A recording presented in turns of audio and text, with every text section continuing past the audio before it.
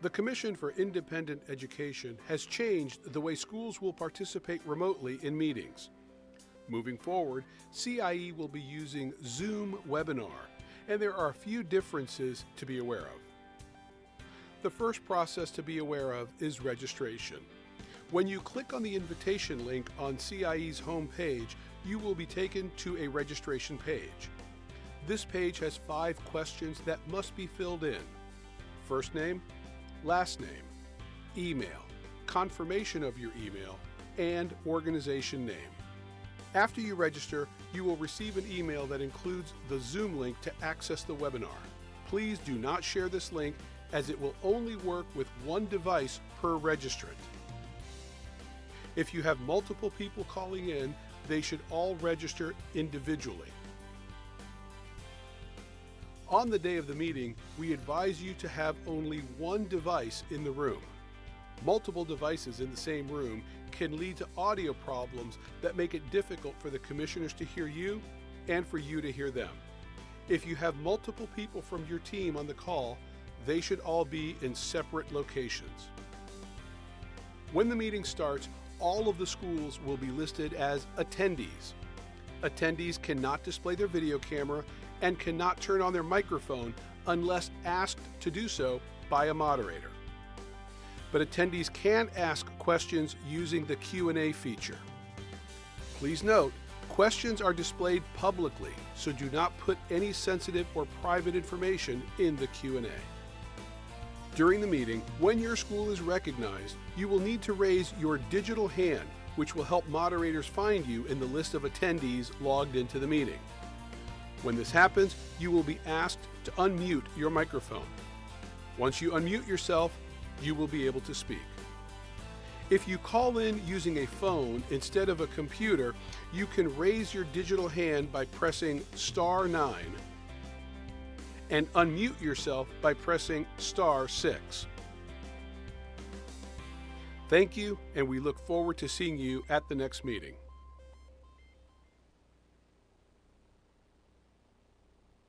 The Commission for Independent Education has changed the way schools will participate remotely in meetings.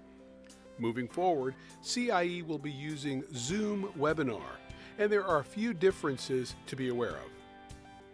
The first process to be aware of is registration. When you click on the invitation link on CIE's home page, you will be taken to a registration page. This page has 5 questions that must be filled in: first name, last name, email, confirmation of your email, and organization name. After you register, you will receive an email that includes the Zoom link to access the webinar. Please do not share this link, as it will only work with one device per registrant. If you have multiple people calling in, they should all register individually. On the day of the meeting, we advise you to have only one device in the room. Multiple devices in the same room can lead to audio problems that make it difficult for the commissioners to hear you and for you to hear them. If you have multiple people from your team on the call, they should all be in separate locations. When the meeting starts, all of the schools will be listed as attendees. Attendees cannot display their video camera and cannot turn on their microphone unless asked to do so by a moderator. But attendees can ask questions using the Q&A feature. Please note, questions are displayed publicly, so do not put any sensitive or private information in the Q&A. During the meeting, when your school is recognized, you will need to raise your digital hand, which will help moderators find you in the list of attendees logged into the meeting. When this happens, you will be asked to unmute your microphone. Once you unmute yourself, you will be able to speak. If you call in using a phone instead of a computer, you can raise your digital hand by pressing *9 and unmute yourself by pressing *6. Thank you, and we look forward to seeing you at the next meeting.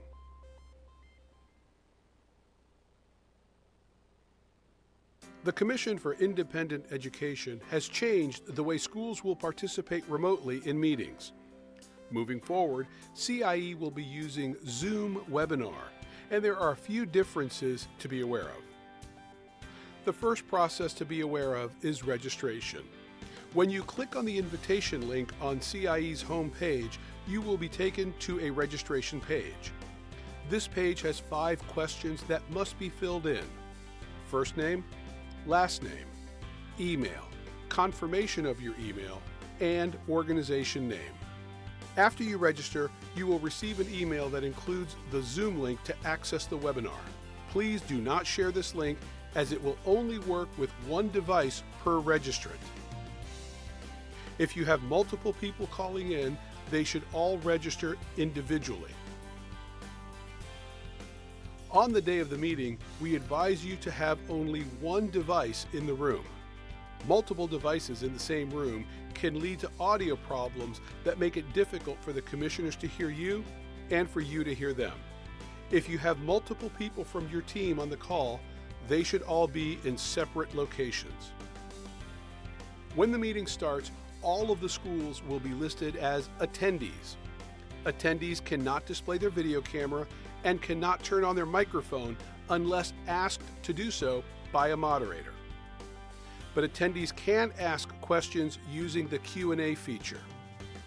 Please note, questions are displayed publicly, so do not put any sensitive or private information in the Q&A.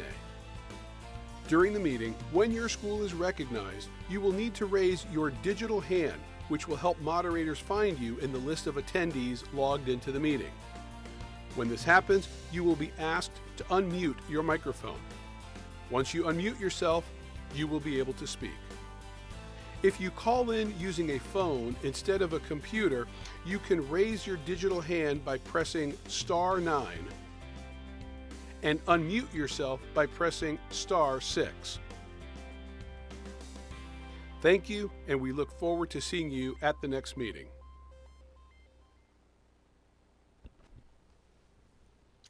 Good morning, everyone. I'm going to go ahead and turn the meeting over to Chair Williams. Good morning, everyone. I'd like to call the meeting to order. This is the Commission for Independent Education. I'm Trey Williams. Today is November 20th, 2025. Ms. Hood, could we please have a roll call? Commissioner Williams. Present. Commissioner Stefano. Present. Commissioner Caballero. Present. Commissioner Litvak. Commissioner Lynn.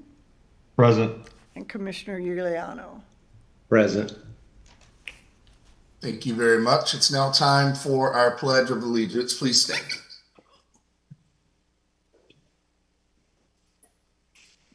I pledge allegiance to the flag of the United States of America and to the republic for which it stands, one nation, under God, indivisible, with liberty and justice for all.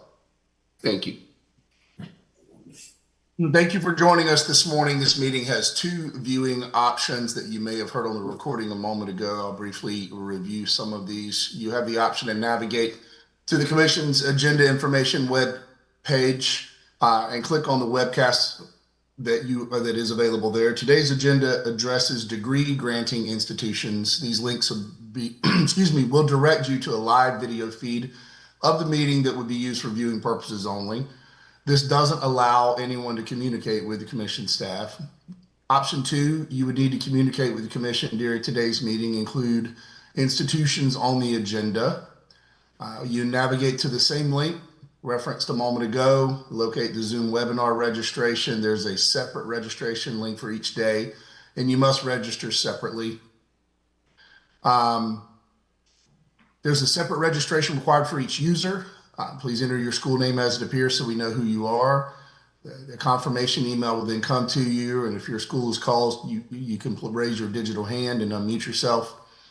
During the meeting, please ensure your device remains muted unless you're speaking to the Commission, and please only have one person in the room so we don't get feedback. For users who use the dial-in feature, you can press *9 to raise your hand, *6 to unmute yourself. And for technical assistance with using Zoom, you can see the Zoom technical support website link identified on the CIE website. For questions or concerns, you can also email cieinfo@fldoe.org. Thank you for joining us here today. Welcome.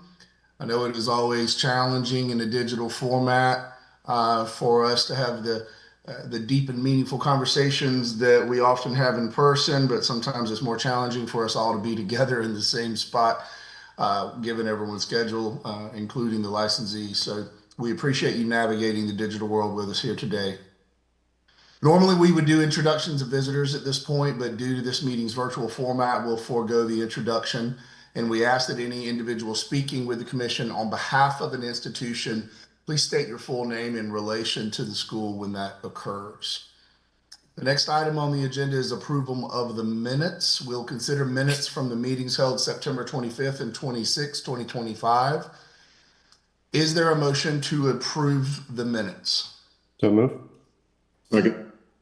Moved and seconded. Is there any discussion? Hearing none. All in favor? Aye. Aye. Any opposed? That motion carries. The minutes are approved. And the motion to approve September minutes is adopted. All right. Reports. Ms. Hertz, I believe you have an executive director's report for us at this time. I do. Thank you, everyone, and good morning. We'll start with there were no citations issued, and our Student Protection Fund balance is currently at $4,693,311.06. So my report is a little bit longer today than normal because you'll all see that there are some new faces in front of you on our commission panel. I want to start off with publicly thanking a couple of our commissioners who have departed from our commission board.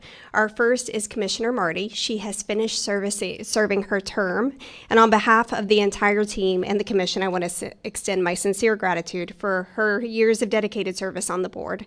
Her commitment to providing the quality and integrity of post-secondary education has made a lasting impact on our work. Her contributions helped ensure that students across the state had access to institutions that meet high expectations, and we are truly grateful for the time she brought to the commission. We thank her for her service and partnership. While this isn't our final farewell to her, because her school will return and be on future agendas, her presence on the board will be missed. I've enjoyed hearing her stories and her life experiences, and I hope others get to do the same. We wish you all the best as you move on to your next chapter. And then we also have Commissioner Batista. Commissioner Batista has left Valencia College and therefore is no longer eligible to sit on the commission board. We also want to thank him for his service to the commission. Even though it was a short time while he was with us, his kindness, thoughtful perspective, and steady insight made a meaningful difference to all of us here. His willingness to step in, engage deeply with the work that we do, and support our mission did not go unnoticed. We're truly grateful for the time and care he shared with us, and we appreciate his professionalism that he brought to each of our discussions. Thank you again for your contributions, and we wish him all the best and hope our paths cross again in the future. With those goodbyes, we have two hellos. So we now have two gentlemen in front of us today. One is Commissioner Lynn. Commissioner Lynn is the Division Vice President of Campus Operations for Concord Career Colleges and was an adjunct professor at Florida National University. Previously, he served as a Vice President of Online at Everglades University and the Regional Vice President of Operations at the Education Corporation of America. Commissioner Lynn earned his bachelor's degree in Business Administration from St. Petersburg College, his master's degree in Business Administration from Florida State University, and his doctorate in Business Administration from Trident University International. So we welcome you to the commission. We're excited to have you with us. And we also have Commissioner Giuliano. Commissioner Giuliano is the co-owner of the Coastal Technical Institute and a partner at Rainmaker Strategic Capital. Active in his community, he previously served as the chair of the University of Central Florida Foundation Board of Directors and the Accrediting Council for Independent Colleges and Schools Board of Directors. Commissioner Giuliano earned his bachelor's degree in organizational behavior from Warner Southern College and his master's degree from Nova Southeastern University. So we are thrilled to have you with us as well. We also have one more update. See, I told y'all this was going to be a long report today. So as most of you know, our CIE Assistant Executive Director, Risa Rudolph, retired effective October 31st, 2025. Throughout her tenure, Risa has been a steady source of compassion, deep expertise, and unwavering professionalism. Her knowledge of our processes, her thoughtful guidance, and the genuine care she brought to every interaction made her a cornerstone of our work and a colleague cherished by all. Her leadership has strengthened our organization in countless ways, and her presence will be deeply missed. We express our heartfelt appreciation for her exceptional service and wish her the very best as she begins her next chapter. And as we said goodbye to Risa, we are also saying hello to our new executive assistant director, Ms. Jenna Parton, who is over here to my right. Ms. Jenna Parton has joined us this week, starting on Monday, so you're welcome to ask her any questions you would like. She knows them all. She previously served as a legal counsel to the Commission, where she quickly became a trusted resource for her strong legal acumen, collaborative approach, and deep understanding of our mission and processes. Since then, she has further expanded her expertise through her work as an attorney with the Department of Health's Board of Nursing. She brings a remarkable breadth of knowledge, both of the Commission and of nursing regulation, and we are confident that her expertise, professionalism, and commitment to public protection will serve our team and the institutions we oversee exceptionally well. Please join me in welcoming Ms. Parton back to the Commission. We are excited for her leadership and insight that she will bring to this new role. So, welcome. And nope, I did not. I have one more thing. I almost concluded. So we have an update on our Rule 6E-5.001, Florida Administrative Code, which is our religious institution letter of exemption. So the State Board of Education approved the changes to the rule on November 13th, 2025. The modifications will take effect on December 21st, 2025. Thank you to everyone who contributed and assisted during the rule development modification process. And that concludes my report. Thank you for that, Director. Excited to serve with the new commissioners and certainly excited to have Ms. McDonald here with us as well. I believe next we would have a legal counsel report. Counselor? Yes, Chair Williams, I have an update on some legal drama. So on July 31st of this year, this commission issued a final order denying Onyx Nail Academy of Jacksonville's application for annual licensure renewal and directing the institution to conduct an orderly closure. The institution's deadline to appeal the order to a district court of appeal was September 2nd, 2025.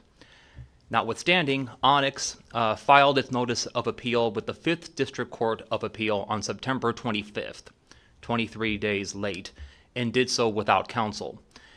On October 1st, on behalf of this agency, I moved to dismiss the appeal for lack of jurisdiction due to untimely filing, and because a business entity may not appear pro se in appellate proceedings. On November 13th, the court dismissed the appeal. That was just last week.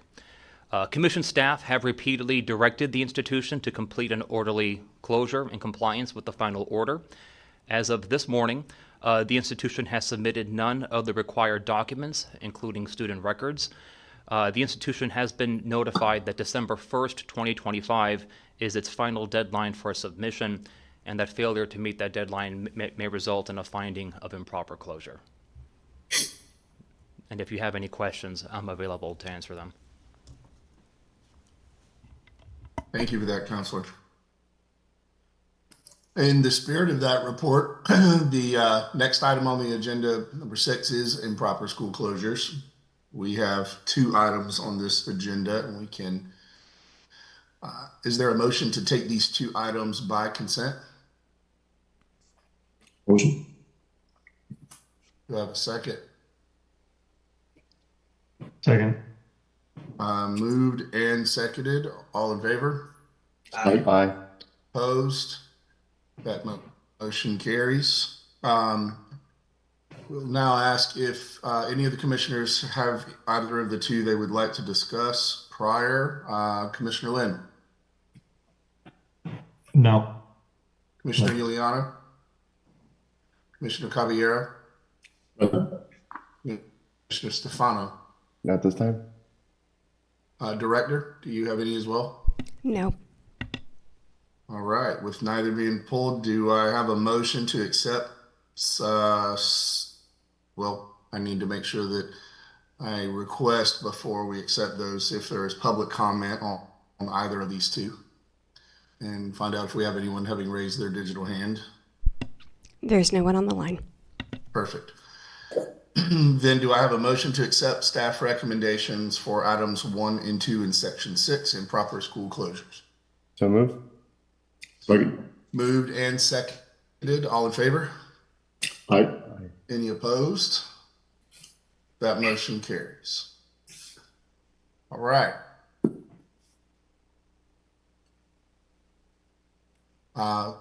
Section 7, if I'm not numbered necessarily the same. Yes. Yeah, it says 7, but we're also talking about what appears to be subsection B of number 6, right? Bright Med Health Institute, Davie, number 550. Yes, that is correct. All right, just making sure. There is one item in this section, so if there is a representative from this institution on the line, please raise your digital hand and be recognized. Hello, everyone. This is Mark Murray, legal counsel for Bright Med Health Institute. Morning, counselor. How are you? I'm well. How are you? Never better. Glad to speak with you here this morning. Anyone with you? No, just me. Since this was in final order and it's legal in nature, I told them to sit this one out. Fair enough. Okay, you admitted that. Counselor, I'm assuming you're in possession of, have reviewed, and understand the final order that we would be taking a motion on here today to approve? I am. I think there was a little bit of back and forth on the final order, but that's something that Mr. Junta and I have got worked out. Okay. So I want to make sure, because we do have new commissioners here, I think it's prudent for them to hear just a little about how we got to here. Counselor, are you okay with that? Sure. So there was this school appeared at the last meeting and was on because they had a pending application and it had several deficiencies. And there were some items that were missing from a prior order. And the commission voted to deny the licensure application. And then we did a legal challenge and worked with agency staff and have resolved the case. At least it's in front of you for resolution through a stipulated agreement that I believe everyone is good with. I know my side is. Okay. Counselor, before I ask commissioners if they have discussions or questions on that, I want to make sure that we're on the same page for that, just so that when we do have a motion and everyone's aligned, that we can move forward feeling fully prepared. I do believe there was a settlement agreement in place, and we would be really accepting the draft final order here today as a result of that appeal, and then adopting that final order via our motion. That did include a rather sizable fine associated with, I think, non-compliance might be the word there. And in the interest of making sure that when we are done here today, I want to make sure that they are, the school representatives are fully capable and prepared to act on that requirement. It's a large number, and we don't want to find ourselves in breach of that final order. Can you speak to the preparedness there? I can. I'm in possession of a certified check that's payable to the Comptroller's Office of the Commission, and if this final order is entered, that I will be delivering that check in person. All right. I'm glad you didn't tell me that the check's in the mail, Counselor. I appreciate that. I made sure it was not. I did not want to say that.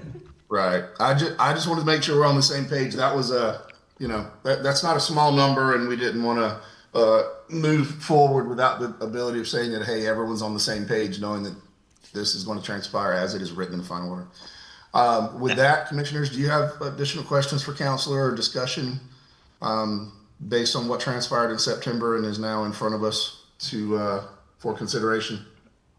Yeah, I think one of the concerns that is not directly related to the final outcome here, but that just transpired in the course of the last meeting was just certain claims made regarding the staff member, in the context of the meeting. And That's not this. oh, okay, all right. So my apologies. Wrong school. I was just going to say, we should all exercise prudence in that, but my apologies. I mixed up what school it was. So everything's good here. Counselor, can you give me a little bit of broad strokes on how things may have been revised operationally so we don't find ourselves in this position again in the future? Sure. This was a school that was going through, the same sort of pains that you guys have probably seen on, firsthand, and of course we've seen it doing this a long time. That they were trying to do too much on their own. So they were handling accreditation, they were handling the Board of Nursing, they were handling CIE matters, handling all the student matters, and things were just getting missed. And now that they've retained the Aquinas group that's going to be handling accreditation form. They've got Joey Smith helping them with commission items. So the short answer is they've brought in a lot of help, good help, and myself included. I'm going to be helping them from now on too. Yeah, my common metaphor for this is when your sink is leaking, call a plumber. Don't buy a wrench, right? Right. Exactly. All right. Well, I appreciate the insight. It sounds like we're all aligned on how we got here and how we're moving forward. Any further discussion? Any public comment on this matter? Hearing none, do I have a motion to adopt the proposed final order? So move. Second. Moved and seconded. All in favor? Aye. Any opposed? That order is adopted. Thank you for being here, Counselor. We appreciate you. Thanks, And- guys. Bye. And Chair Williams, I'm sorry, I don't think it's in your script, but the commission should now proceed to a vote to delegate authority to the chair of the commission to review and sign that final order on the commission's behalf. Fair enough. Then can I have a motion to delegate authority to the commission chair to approve and sign the final order on the commission's behalf? So move. Second. Moved and seconded. All in favor? Aye. Aye. Opposed? That motion carries. Thank you, Counselor. Procedurally, would that close out that final order, Counselor? Are we good to move to Section 8? You're good to move on. Outstanding.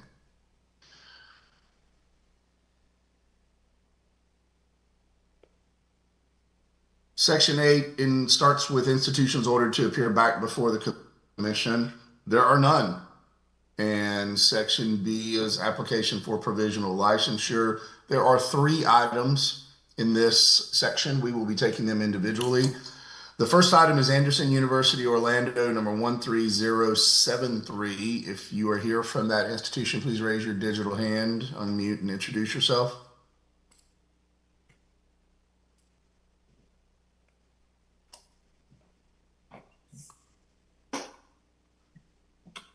It sounds like we may have no one on the line. There is an individual on the line. We just need them to unmute themselves. Okay. Are we unmuted now? Yes, we can hear you now. Oh, okay, great. Hi, this is Dr. Keith Spears. I'm Special Assistant to the President at Anderson University. We are in a room. With us also is Ryan Neal, our Provost, Reggie Gay, who is our University Counsel, and John Don, our Chief of Staff. President Evans Whitaker is also on the line. He is not in this particular room, but any questions or anything of that sort, we'll be able to handle probably from this microphone. Well, thank you all for being here. Really appreciate your attendance. It certainly always helps. Particularly in applications for provisional licensure. Have you guys had the opportunity to review and familiarize yourself with the staff recommendations we have before us that include 4 different contingencies? I don't think that I've seen that. I'm sorry. No. Okay, the staff recommendation we have before us, it is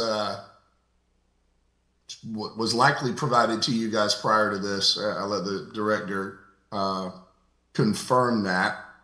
That includes 4 contingencies that I want to make sure you guys understood before just so in case you had any questions about those. Sure. Prior to us making the motion to accept it tonight. Sure, we're all ears, Noreen. Would that have come from someone in the commission's office? It would have. I believe your, I don't know who the person helping you navigate the process is, but Director, perhaps you can speak to when they would have received this staff recommendation. So it would have come from your program specialist, Ms. Kiwana Jackson, and it would have been emailed to the individual on record, Mr. Spears. I'm not sure if that is you or if it was another gentleman that it was being sent to. Well, typically I do receive those, and I'm looking for Kiwana, and I've only received a couple of emails recently, and that was for us, the process here. But we are all ears, and not to hold up your meeting, we will take copious notes here. Well, why don't I hit the broad strokes, sir, if you don't mind? I'll preface this with, it appears that you guys are looking for, if this would really constitute an additional site, or excuse me, you have operations in another state, and you're looking for a limited instructional site here in Florida. Can you kind of paint that picture for us so we understand how operations are going to transpire here in Florida? Sure, yes. We are a full university in South Carolina, and we have several graduate programs which are offered through a hybrid format. We are asking that we can provide some of that hybrid instruction in Orlando. We have been in touch with, we actually have an agreement with the university in Orlando, the Advent Health University, that is going to supply us with rooms and accommodations and things of that sort. Not sleeping accommodations, because these are 3-day workshop seminar style instructional module sessions. Think of it much like an executive MBA, where people will come in periodically and attend weekend sessions. We will have them in on site for 16 hours. It could vary because of mainly because of the way instruction is held. But day 1, they would be in from 4 in the evening until 9 at that evening. Day 2 all day from 8 until 5. Day 3 maybe 8 a.m. until 12 noon. The students would come in one time each semester. They would participate with the faculty online other times, and then the faculty would meet them at that site during that time. We are not asking to develop a full university center with buildings and things of that sort. That is not our intent. We're only talking about a few graduate programs. We've asked for 3 specific programs right now, but we would ask for the commission to allow us to come in and offer that hybrid portion, the in-person portion of the hybrid programs on site at Advent Health University in Orlando. Thank you for that. Let me give you the broad strokes on the 4 contingencies that you already or you will have in your inbox. The first being a successful completion of a criminal justice information investigation pursuant to Section 1005 for each owner. This I think constitutes a background check.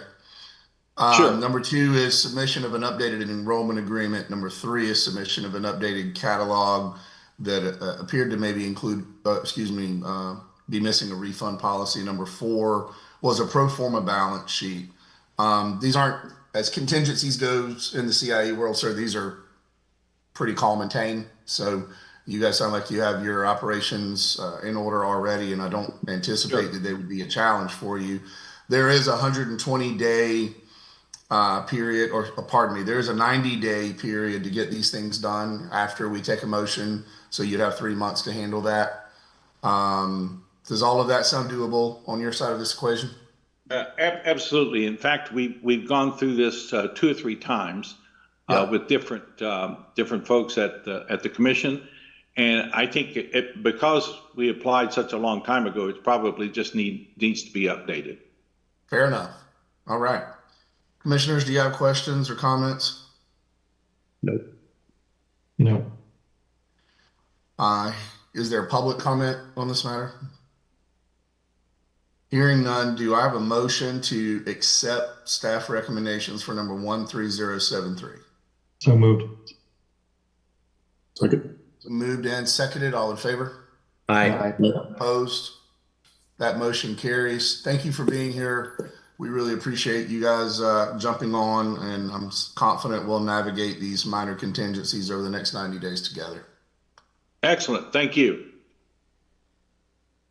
Number 2 in this section is, forgive me for not knowing how to say, ITESUT University Miami number 13513. If you are here from that institution, please raise your digital hand, unmute, and introduce yourself. Yes, good morning, members of the commission. My name is Dr. Elio Acosta, and I'm representing ITESUT University. Thank you for being here, Doctor. Yeah, also here on behalf of the universities, Edgar Lamela from Super Strategy Consulting. Also in the room is with us the 2 owners, Mr. Joan Mora and Ms. Cecilia Flores. Thank you, commissioners. Thank you very much. Have you guys had the opportunity to familiarize yourself with the staff recommendation we'll be taking a motion on here today? Yes. That staff recommendation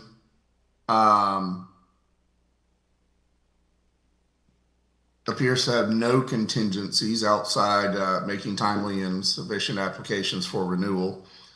Do you have questions or comments for the commission? Not at this time, sir.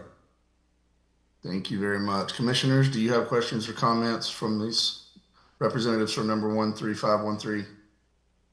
No. All right. Then is there public comment on this matter? Hearing none, do I have a motion to accept the staff recommendations for number 13513? Motion. Second. Moved and seconded. All in favor? Aye. Aye. Opposed? That motion carries. Congratulations, guys. Thank you very much for being here. We appreciate your time. Thank you very much. Commissioners. Thank you, commissioners. Number 3 in this section is the University of West Los Angeles, Wesley Chapel, number 13389. If you are here from that institution, please raise your digital hand, unmute, and introduce yourself. Hello, Commissioners. Chris Giorgetti, Ferguson, Santoro, and Giorgetti, educational consultants. I'm here today with Dr. Talon Brown from the institution. Good morning. Mr. Giorgetti, thank you for being here. Thank you for having us. Thank you. We are taking motion on a staff recommendation that includes 6 contingencies. Are you guys familiar? Have had the chance to familiarize yourself with this? We have, Commissioner Williams. Do you have questions or comments about any of those contingencies? No, not at all. This was an institution that submitted back in May. They were not a client of ours, and in July, they contacted us. We worked with the commission staff. I believe we have them pretty much up to date. There was a little bit of a hang up on the name based on the rule, but we've addressed that with the commission, and they're going to submit basically a DBA for Comma Florida campus to allow for the moniker to fit.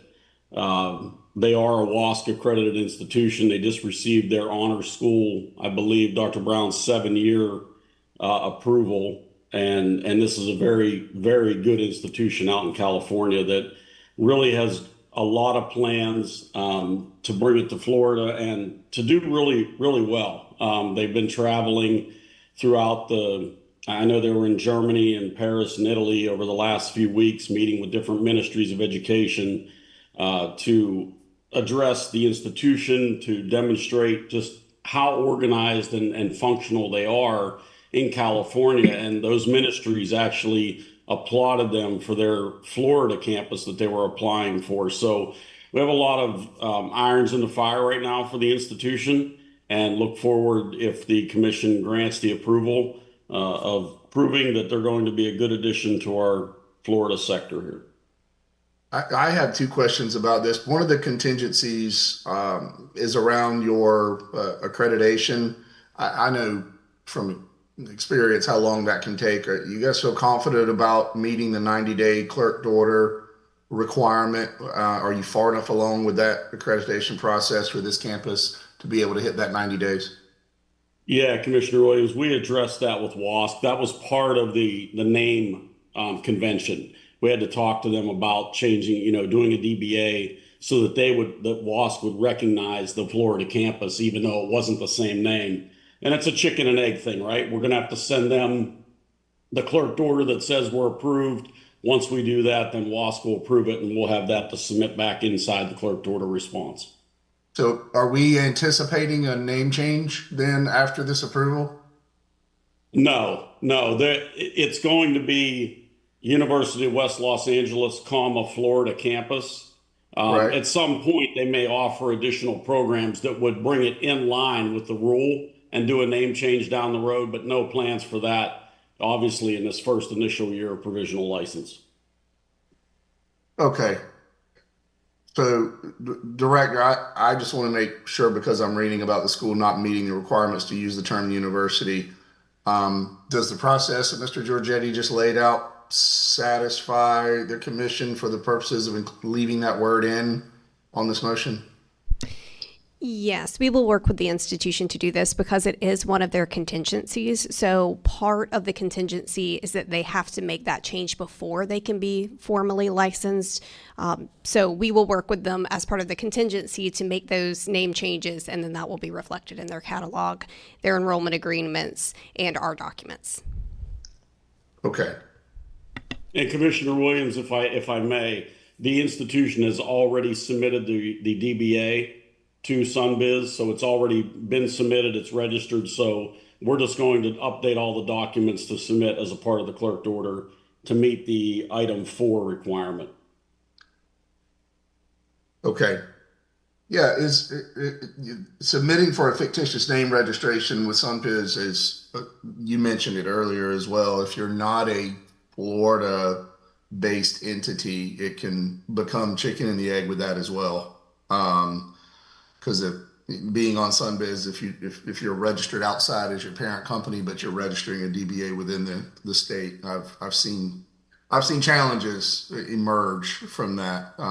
It's easy when you're a Florida-based company, perhaps not outside. So, all right. The only other question, hang on, I want to make sure. No, the other one was the accrediting body. Okay, then I'm okay with this. Commissioners, do you have additional questions or comments? Nope. Any public comment on the matter? And hearing none, do I have a motion to accept staff recommendations for number 13389? So move. Moved Second. and seconded. All in favor? Aye. Aye. Any opposed? That motion carries. Thank you, gentlemen. Appreciate you being here. Thank you, Dr. Brown. We appreciate you. Thank you.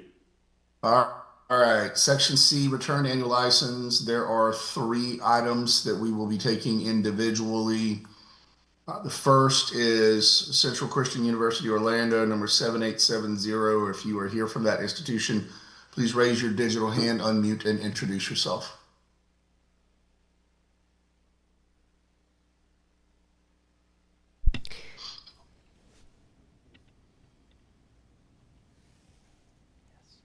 There is an individual on the line. One moment, please.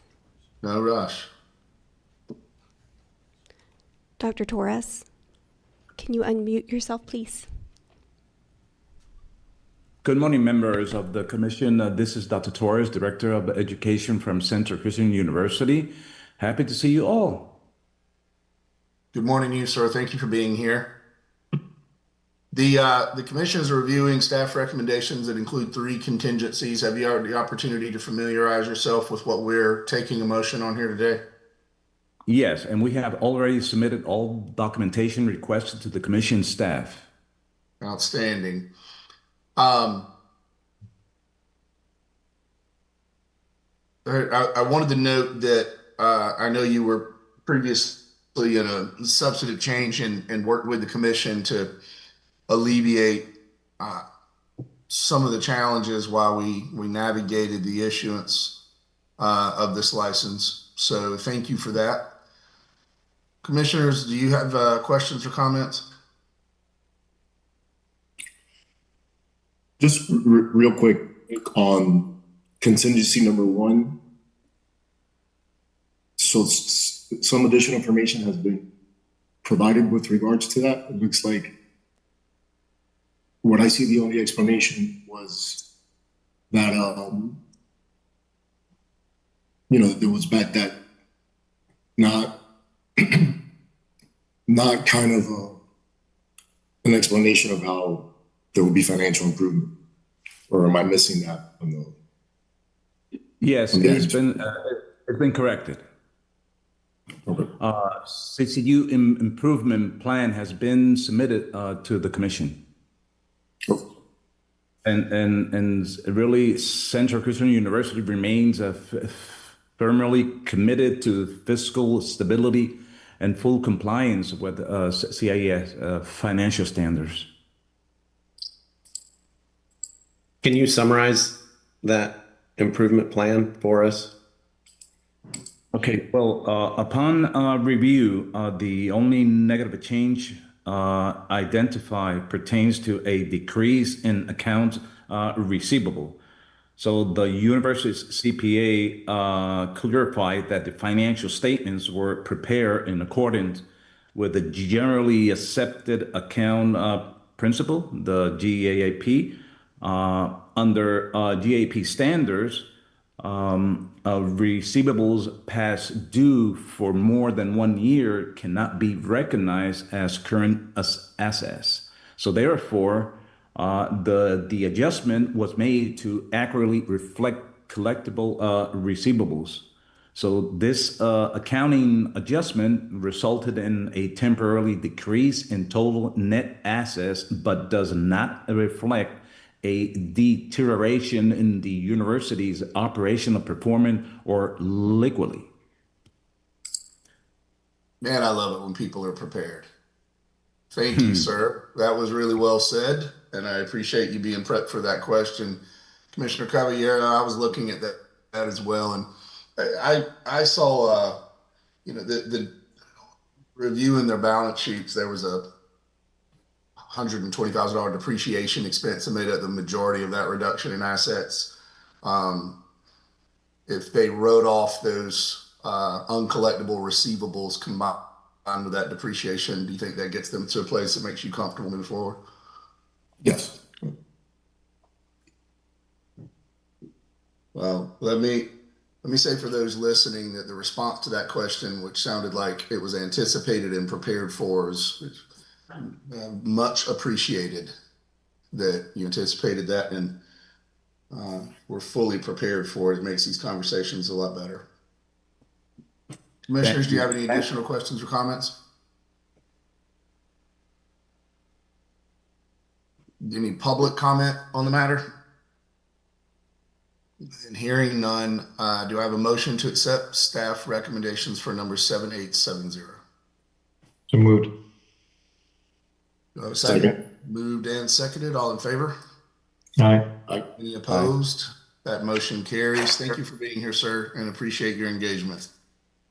Thank you, Chairman. Thank you much. Thank you.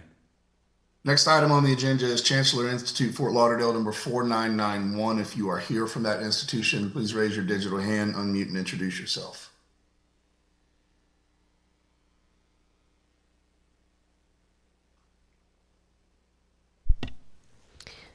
There is no one on the line.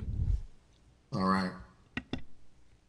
Commissioners, where there are 6 contingencies with staff recommendations open for discussion, it appears we were previously working on stability of financial conditions and are returning to annual as a result of their momentum. Any questions or comments?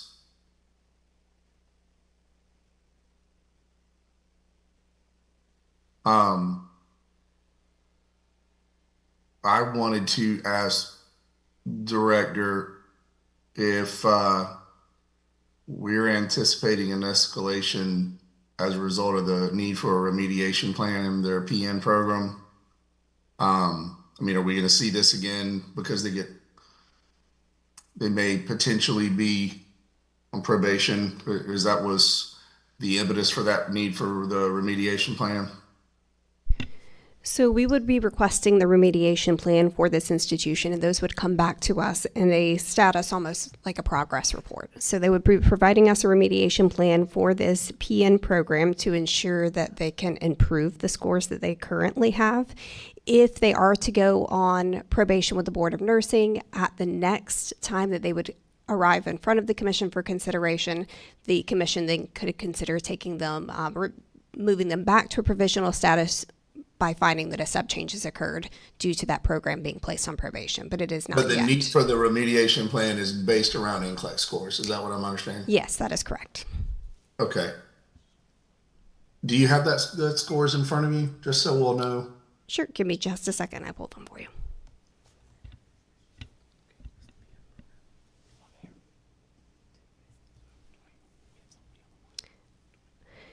And so in 2024, they were at 70.59%, and in 2025, they are currently at 61.54%. Fair enough. Okay. All right. Well, hopefully we don't have to address that and the remediation plan is successful. And Chair Commissioner, any Williams, additional questions I or do comments? believe we have someone on the line for the Oh, great. institution. Mr. Chairman, this is Bob Harris. Can you hear me? Good morning, Counselor. How are you, sir? I am great. Good morning. And I do apologize. I got a call right before it got to this point. We're discussing Chancellor Institute? We are. Okay. Yeah, they are my client. And Ms. Hirsch is correct. They, whatever happens in terms of them going on probation, we will provide an extensive remediation plan and follow through on all the requests by the commission. We will do that. I have talked to the owners of the institution, and we will follow through on all of that stuff with staff.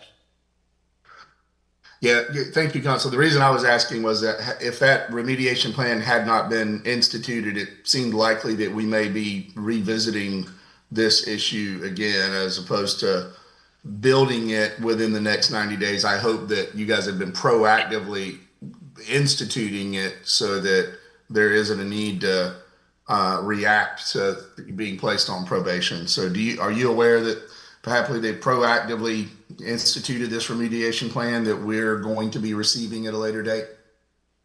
Yes, absolutely, they have. And just so you know, and I will discuss this offline with counsel for the commission, there's some other issues they're dealing with that have nothing relating to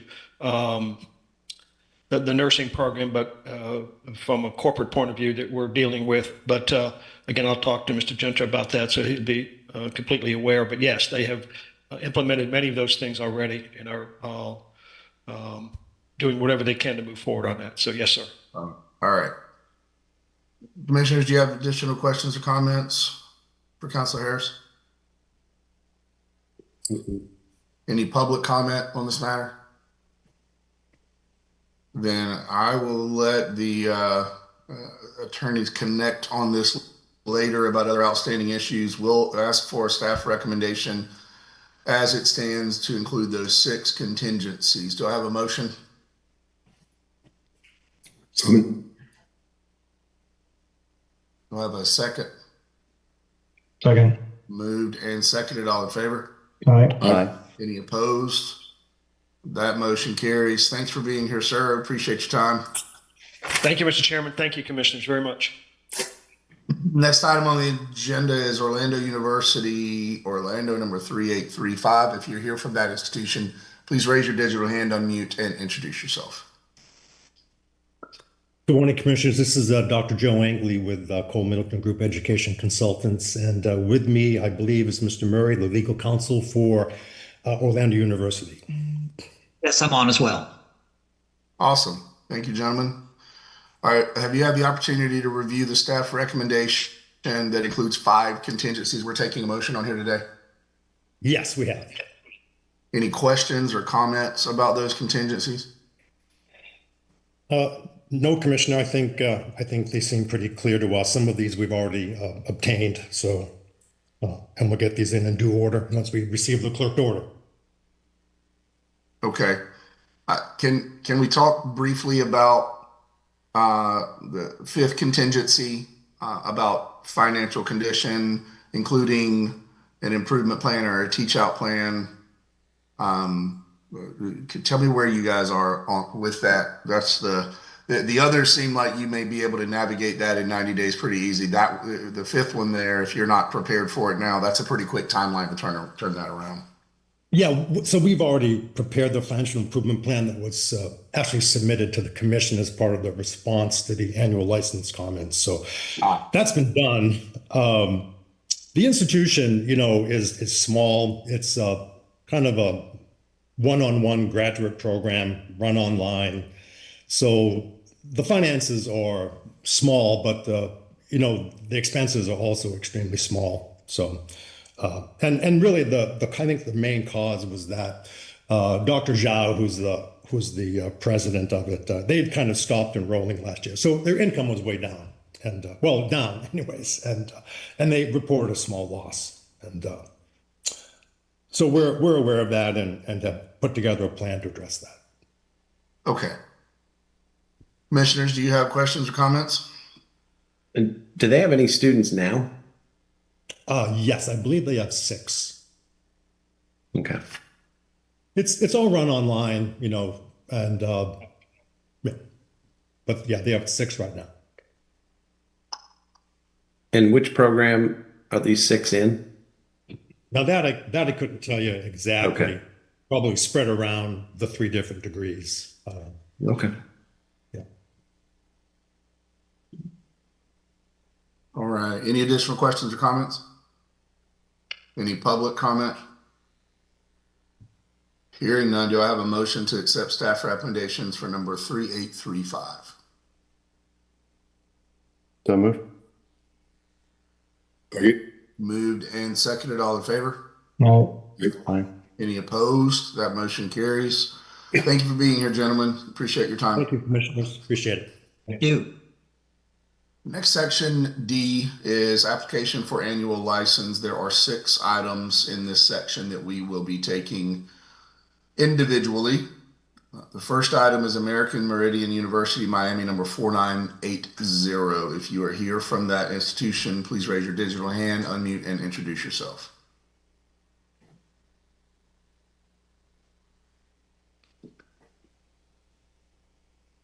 Can you hear me? Yes. Hi, good morning. I'm Dr. Bob Gee, the founder of the institution. I'm here representing Dean Dr. Ben Bacuzzi and Dr. Eddie Ostriker, who are running the programs. I'm familiar with the contingencies and the recommendation of the staff. Well, thank you for that. Do you have questions or comments on those 18 contingencies or the recommendations of the staff that we can address? Yes, I think that they stem from one general area, and that's I've been in the hospital in and out of surgery for about a year, and a number of things were missed, but we've gone over the contingencies, and we believe that we could fill them all, respond to them all within 90 days. Chair Williams, if we could just clarify, there are no contingencies in the staff recommendation. The recommendation before you is for this commission to find that the institution fails to qualify to hold an annual license and cites 19 deficiencies in support of that recommendation. Thank you for that, Counselor. You are correct. Those 18 are not contingencies, they are deficiencies. Okay. Thank you. We've had a provisional license for about 9 years, and we're very pleased to have graduated everybody in the programs. We have 100% completion rate on the time of the program. Yeah, I think to your point, sir, that's part of the challenge here is to, after nearly a decade, being unable to bring these deficiencies into compliance represents a disqualifying, operational status. Commissioners, do you have questions or comments? Is there students currently at this institution, and if so, how many? There are 6 students, primarily in the doctoral program. How is this action going to affect those 6 students? I think that the recommendation of the staff would be to, if the annual license was not granted, and we're accepting that it won't be, that these students would be allowed to finish their programs. Well, not just allowed to, sir. It would be required that those students complete their programs via a teach out. Yes, absolutely. Okay. Well, then it sounds like we are in alignment on that. Commissioners, do you have any additional questions or comments? Any public comment on the matter? Hearing none, do I have a motion to accept staff recommendations for number 4980? So moved. Second. Moved and seconded. All in favor? Aye. Aye. Any opposed? That motion carries. Thank you for being here, sir. I know staff will work with you on navigating and conducting an orderly closure. Thank you.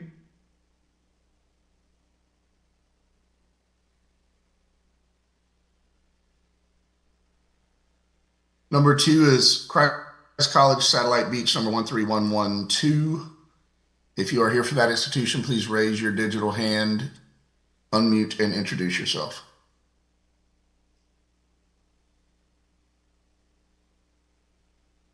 Good morning. My name is Todd Bates. I am the president and professor of humanities at Christ College. And I also have online with me Joey Smith, an educational consultant, and Mark Murray, legal counsel. Thank you so much for being here. Have Absolutely. you guys reviewed and had the chance to familiarize yourself with the staff recommendation we're reviewing that includes 3 contingencies? Yes. Any questions or comments about that? Not at all. Not at this time.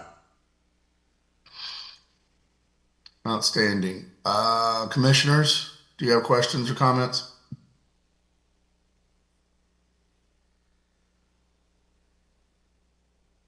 No. Can you guys speak to the number 2 on there is a documentation confirming those initial class of enrollments have started their training. Is that the case? Just tell me where you guys are operationally right now, please. We are about to finish up our first semester, and we do have indeed all 4 students enrolled. They will continue on in spring. And as far as I can tell now, we'll continue on to the sophomore year. Okay.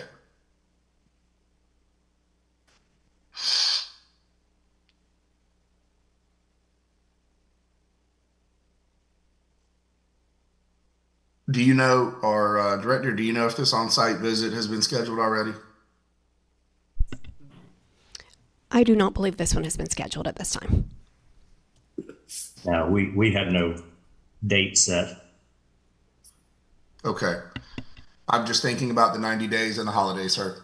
You know what I mean? Things get challenging, aligning schedules and whatnot. I want to make sure we don't set ourselves up for failure to comply with that third contingency. Okay. All right. Any additional questions or comments, counselors, commissioners?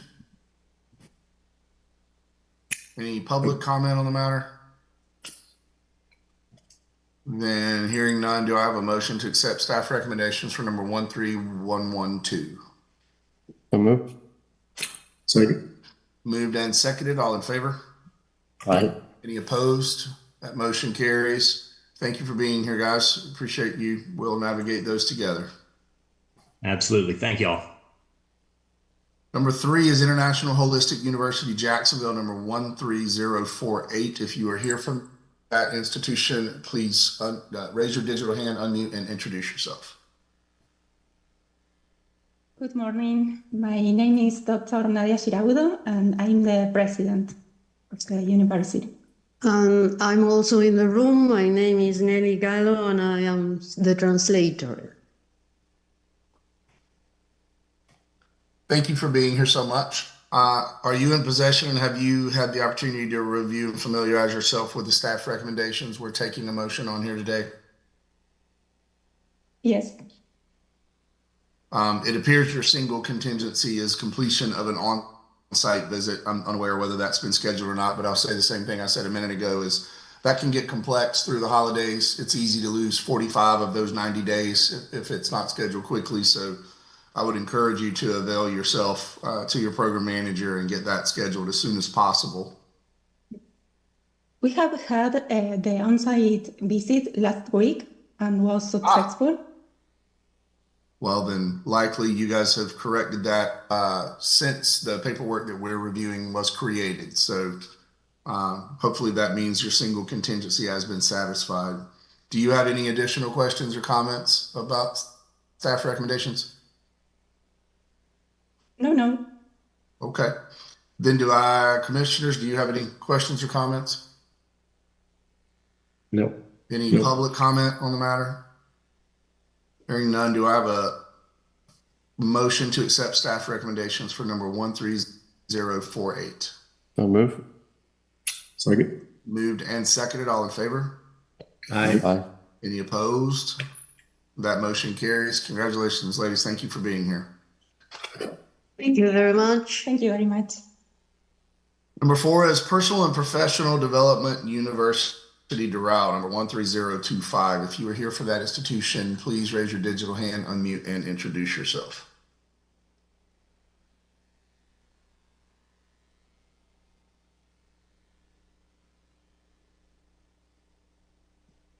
Good morning, Commissioners. My name is Omar Diaz. I'm speaking on behalf of Personal and Professional Development University, and I am the Operations Coordinator. With me is President of the University, Domingo Soto. Thank you so much for being here. Have you had the opportunity to review the staff recommendation that we're taking a motion on here today? That is correct, Commissioner Williams. I have the staff recommendation on hand. 5 contingencies on there, right? That's correct. Outstanding. Do you know if your on-site visit has been scheduled? And if not, I just would encourage you the same comment I just made of navigating the holidays, being proactive about that and not bumping up against the deadline. That is correct, sir. We are fully aware. We have not scheduled the new on-site visit yet, but we will be on top of that. I believe that's the only thing that's missing, that we're still missing on our contingencies. The rest of them have been made aware by the team that we have submitted everything that's needed. All right. Well, maybe Santa can bring you an on-site visit from the CIE prior to Christmas Day. That would be great. That'll be great. Commissioners, do you have any additional questions or comments?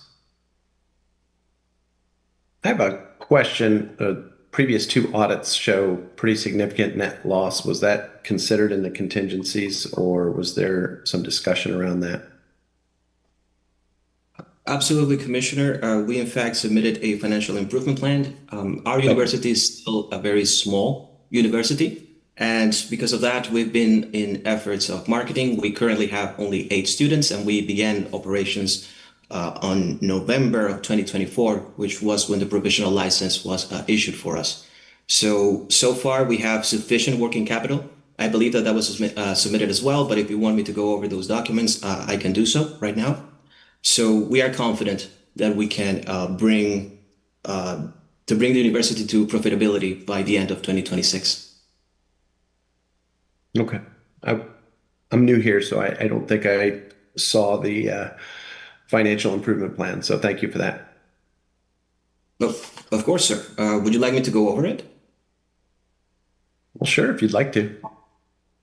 Well, it's actually very, very simple. We have a very comprehensive plan in terms of marketing.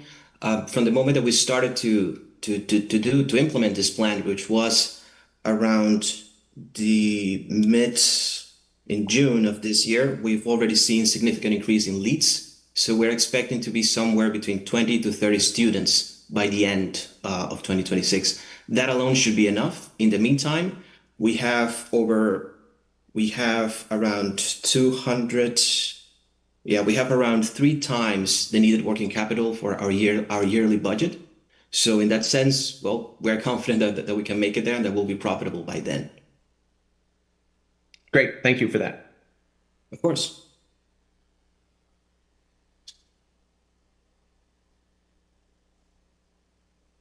Can I ask you if you've encountered any challenges getting students to understand the breadth of your programming? And forgive me for saying this, given the generality of the name of your university. Folks curious about that, what that means for them and programmatically what that means. It's a unique name. That's why I'm asking.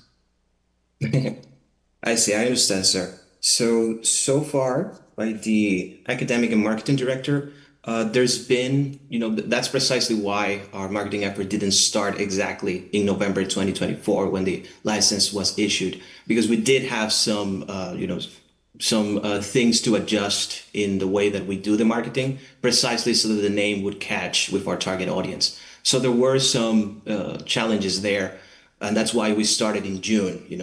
Like I said, we took some time so that the message was heard correctly. However, right now we do have a lot of traction, so we're confident that we'll be there by the end of 2026. All right, well said. Thank you, Commissioner. Any additional questions or comments? Any public comment? Hearing none, do I have a motion to accept staff recommendations for number 13025? Moved and seconded. All in favor? Any opposed? That motion carries. Thank you so much for being here, sir. Thank you, commissioners. Number 5 is Sharon Nursing Academy, Jacksonville, number 11425. If you're here from that institution, please raise your digital hand, unmute, and introduce yourself.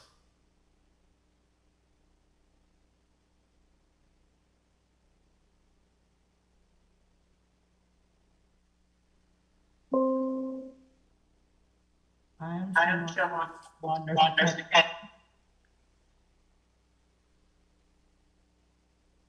Hello, can you hear us? Yes. Can you hear me? Can you hear me? I can indeed. You can? Okay. Would you mind introducing yourself? My name is Sharon, and I am the owner of Sharon Nursing Academy. Thank you for being here. Have you had the opportunity to review the staff recommendations that includes 5 contingencies that we're taking motions on here today? Yes, I have. You have questions or comments about the recommendation or any of those contingencies? No, I don't have any questions. All right. Commissioners, do you have questions or comments?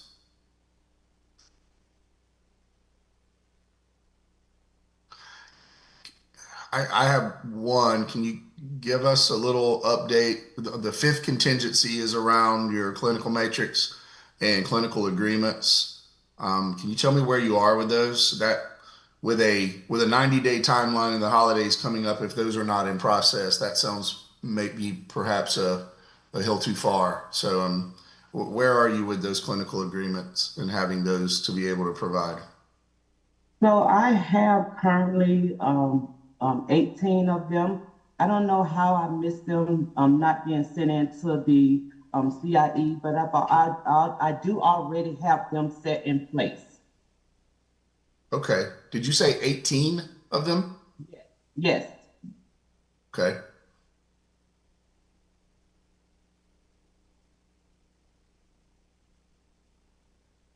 Commissioners, do you have additional questions or comments?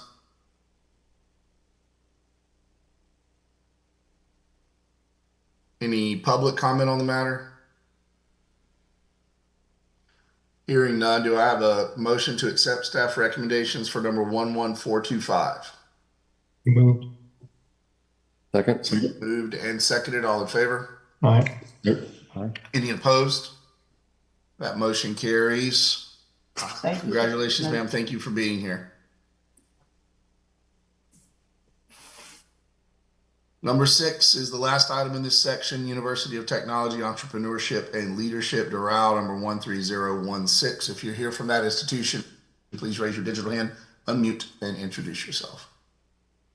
Morning, Commissioners and staff. This is Dr. Jose Otero of Otero Consulting Group. And just a quick note from our staff here. Welcome to the new staff members for both on the DOE side and on the commission side.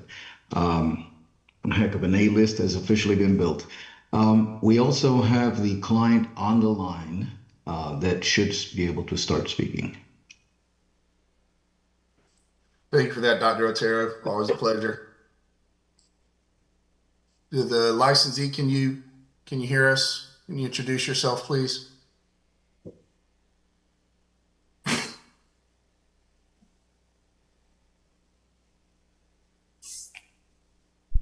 Ms. Flores, it appears we can see, we've brought you into the room, but we can't hear you. You may need to unmute yourself.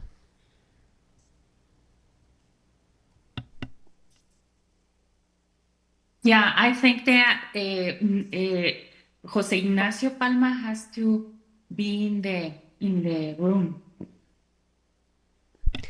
We can hear you now, Ms. Flores. Can you hear me? Yes, I'm waiting for my colleague. I'm waiting for Jose Ignacio Palma. Yes, hello. Can you hear me? Yeah. Yes. Yes. Good morning, commissioners. This is Jose Palma. I'm Chief Academic Officer of University of Technology, Entrepreneurship, and Leadership. And I have with me my colleagues, Elena, who just said hello to everybody, as Campus Director, as well as Pedro, our Director of Administration and Finance. Pleasure to say hello to everybody. Thank you all for being here. Have you guys had the opportunity to review the staff recommendations? It includes 2 different contingencies that we're taking motions on here today. Yes, we have, sir. And happy to speak to those if you like. Yeah. Do you know if your on-site visit has been scheduled yet? Not, I believe it's scheduled, Elena, if you can correct me, I think it's scheduled for January. We can confirm the exact date. We haven't received any news about it, so we're waiting for the date. Okay. And can we talk a little about your financial improvement plan and or teach out should that be necessary, where you are operationally? That's included in your second contingency. Yes, absolutely. So we began with our first cohort of students at the beginning of this year with 26 students. We're happy to share that our student recruitment and marketing efforts has enabled us to start our second cohort of 66 students as of July of this year. So we're currently up to 88 students, and that will be flowing and showing through in our financials going forward. As well, we continue to have enrollment campaigns, and we have about 44 applicants and interested future students currently in the process for our third cohort, which we're looking forward to welcoming also before the end of this year. So yeah, I'd say from a financial improvement perspective, we're confident that this greater traction we're having with the market and with students, both for our bachelor's and our master's, will be driving our financial improvement going forward.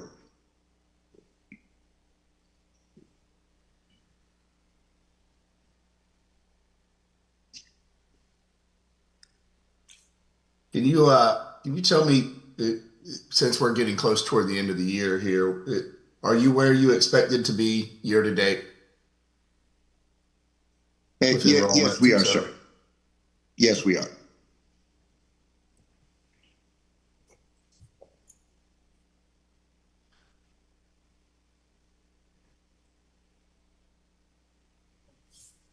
Okay. Commissioners, any additional questions or comments? Any public comment on the matter?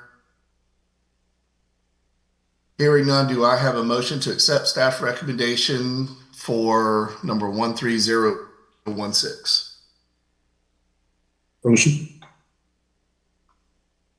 Second. Moved and seconded. All in favor? Aye. Opposed? That motion carries. Thank you for being here. Really appreciate your time. Thank you very much, commissioners.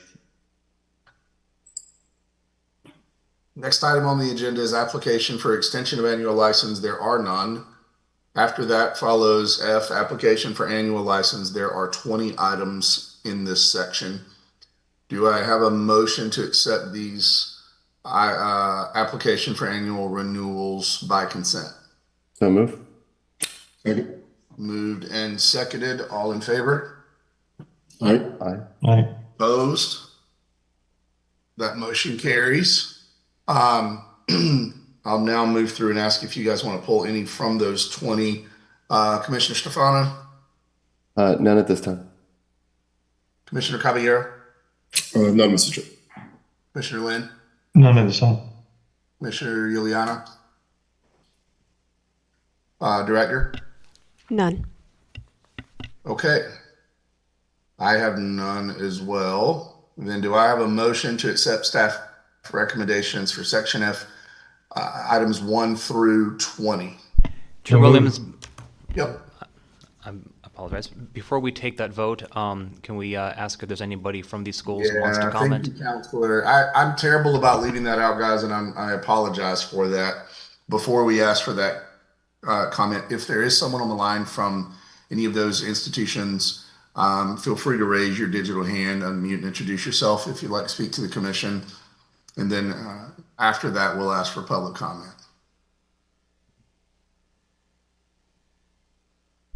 There is no one on the line. Okay. Then is there any public comment on items 1 through 20, Section F? I will do a better job at asking that in the future. Thank you for there that, is no one on Counselor. the line. All right. Then if Counselor, you're comfortable with that, can I have a motion to accept staff recommendations for items 1 through 20, Section F? So moved. Second. Moved and seconded. All in favor? Aye. Aye. Any opposed? That motion carries. Let me flip forward, please.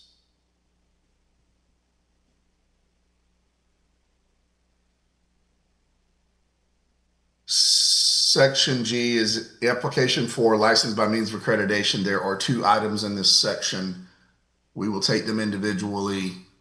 If you are, first item is ATA College, Fort Myers, number 1829. If you're here from that institution, please raise your digital hand, unmute, and introduce yourself.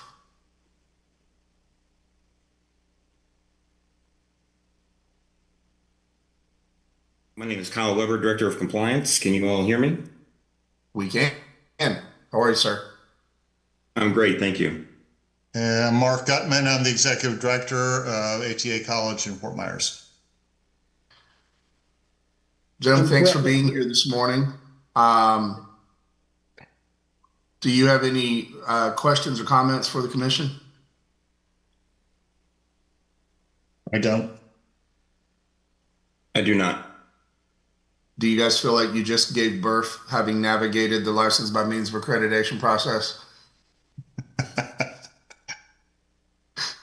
Something like that, yes.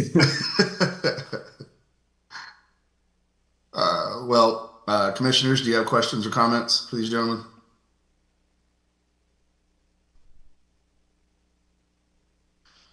It appears this runs all the way through February of 29, if that's your understanding as well, guys. Yes. And my only question is, how are things? It sounds like you're probably prepared to institute some operational changes based on this accreditation. Can you tell us about those? Well, we've had this accreditation for almost 2 years now. We just didn't apply for the license by means of accreditation last year, did the annual license. So we decided to move that direction this year. Okay, fair enough. Commissioners, do you have questions or comments? And is there public comment on the matter? Then hearing none, do I have a motion to accept staff recommendations for number 1829? Motion. Second. Moved and seconded. All in favor? Aye. Aye. Opposed? That motion carries. Thank you for being here, gentlemen. Thank you. Thank you. Number 2 is Sovereign School of Nursing, North Miami, number 5562. If you are here from that institution, please raise your digital hand, unmute, and introduce yourself.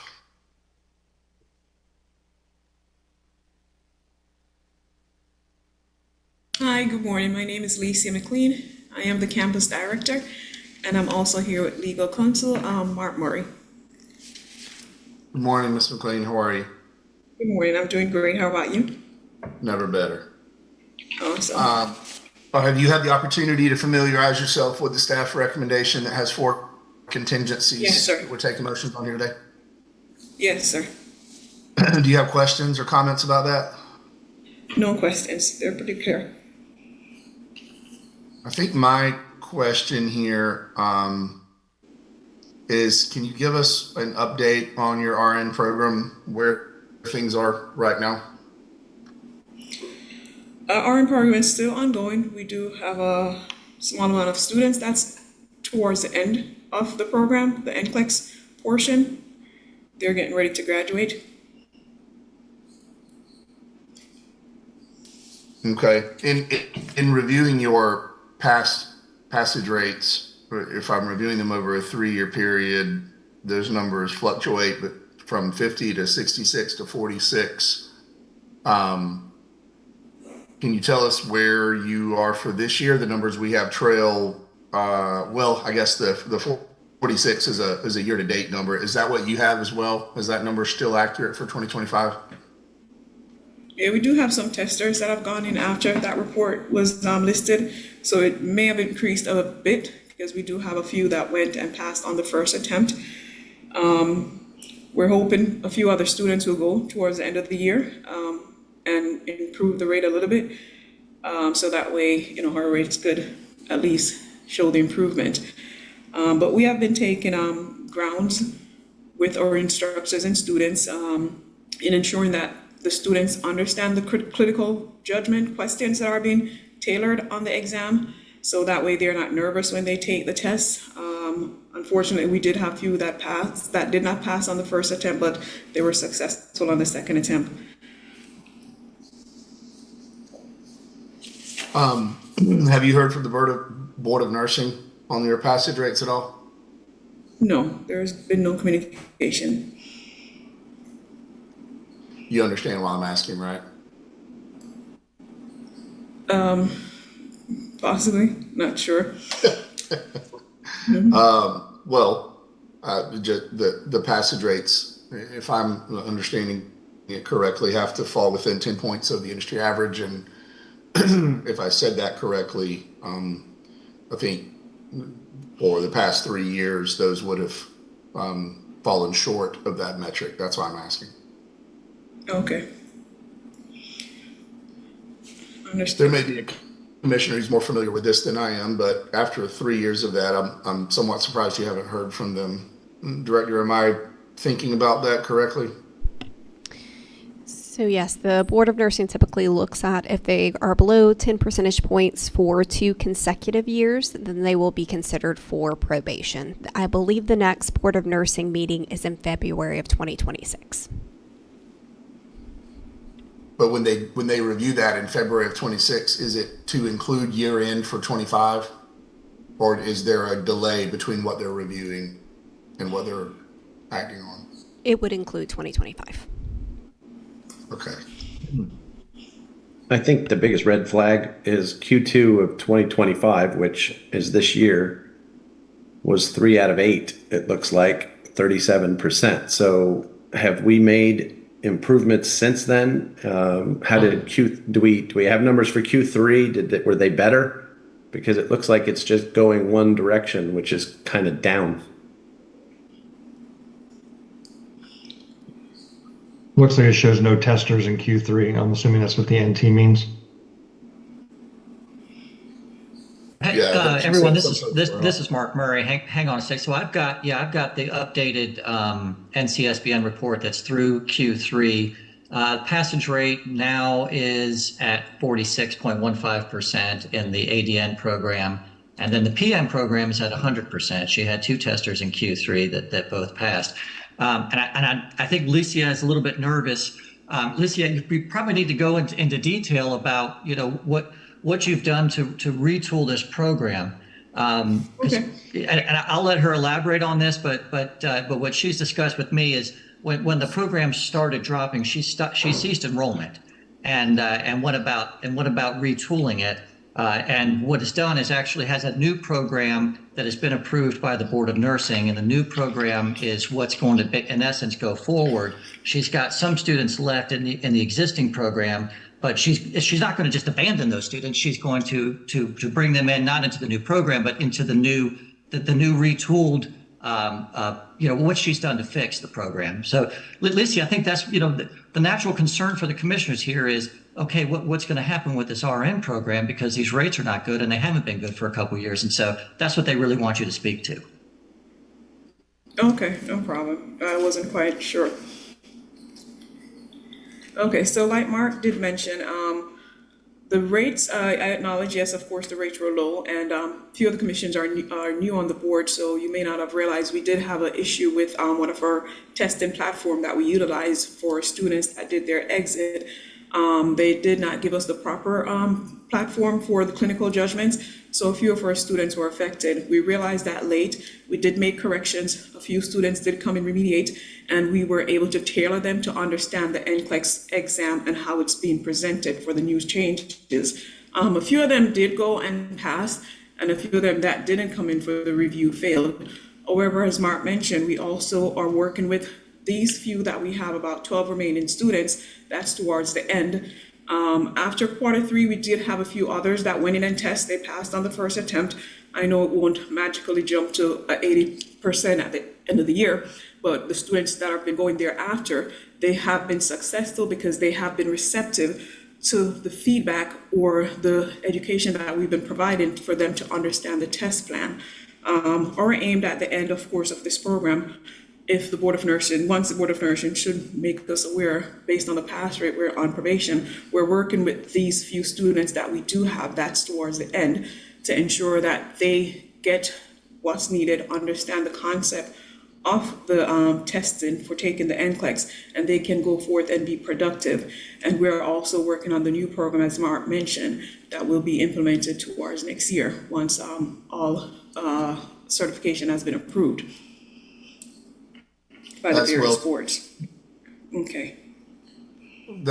That's well said, and ma'am, there's no reason to be nervous. We're just trying to be ahead of the Board of Nursing so that if and when you hear from them, there's already a plan in place to mitigate that. What's been my experience on the commission is that schools that wait to be notified find themselves digging themselves out of a much deeper hole than if they recognize the need for action prior to being notified. And it sounds like you have recognized that and are taking steps to correct that trend. So It's our Yes. intent. We want you to be successful and we want your students to be successful. That's our motivation entirely. So no reason to be nervous about that, okay? Okay, no problem. I appreciate it. Has there been any communication from ACCSC on pass rates? On our pass rates, no, there has not been. We do intend to notify them once we are licensed by means of accreditation, what the pass rates are.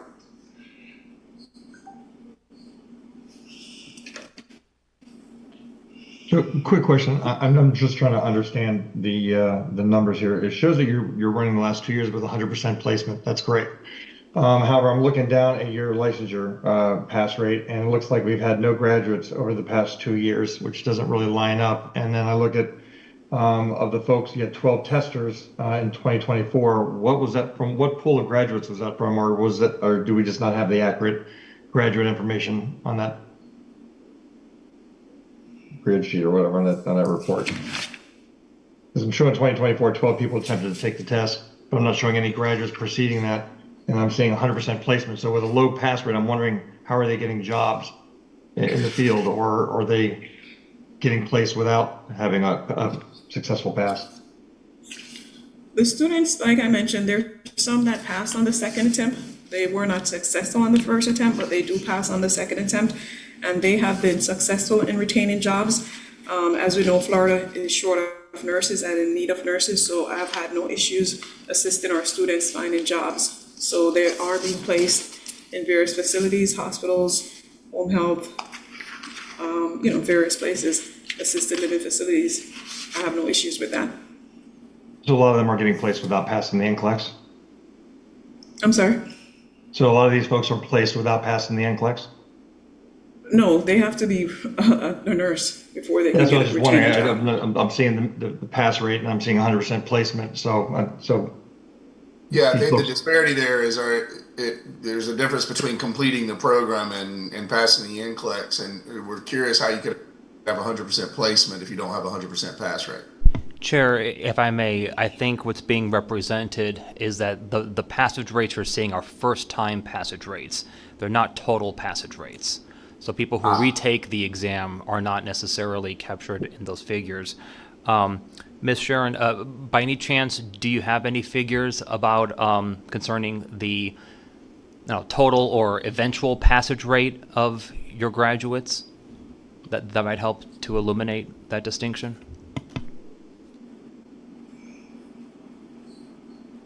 Alicia, what he's asking is, do you know what percentage of your students are ultimately passing the NCLEX, be it on the second or third time as opposed to the first time? Yes, the second attempts, they do go through, I would say 100%, and if they have to take it a third time, they do pass. So the retesters are passing. We've just had an issue with the first attempt where some of them get caught, again, like I said, with clinical questions, but the retesters that go, they are passing on the second attempt. We may have one or two that passed on the third, that they had to go on a third time and they did pass. So that has been successful. I appreciate it. And I think for me, it was just understanding the difference between the student data that shows 17 graduates in 23-24 and then 0 graduates in the exhibit under Exhibit 1 that showed no graduates from that same time frame. So I guess I was trying to understand where the data was coming from. But thank you. You're welcome. Ms. McLean, do you have people on your team that help you compile and submit this information, or are you doing this yourself? Yes, I do have individuals on my team, myself and the program director. Okay, good. I know it's a lot to handle, particularly when you're doing it in retrospect, submitting data while simultaneously trying to look forward and you change the trajectory of your current and existing program. And just want to make sure you got some support there. Like I said before, our goal is for you to be successful, because if you're successful, your students are successful. So thank you for that. Okay, thank you. I appreciate it. Commissioners, do you have any additional questions or comments? Any public comment? Hearing none, do I have a motion to accept staff recommendations for number 5562? Moved. Second. moved and seconded. All in favor? Aye. Any opposed? That motion carries. Thank you for being here, ma'am. Yeah, thank you. All right, I would suggest we take a quick break before we start section H. It is 10:35. We take about 15 minutes and come back, and we will continue with the remainder of the agenda.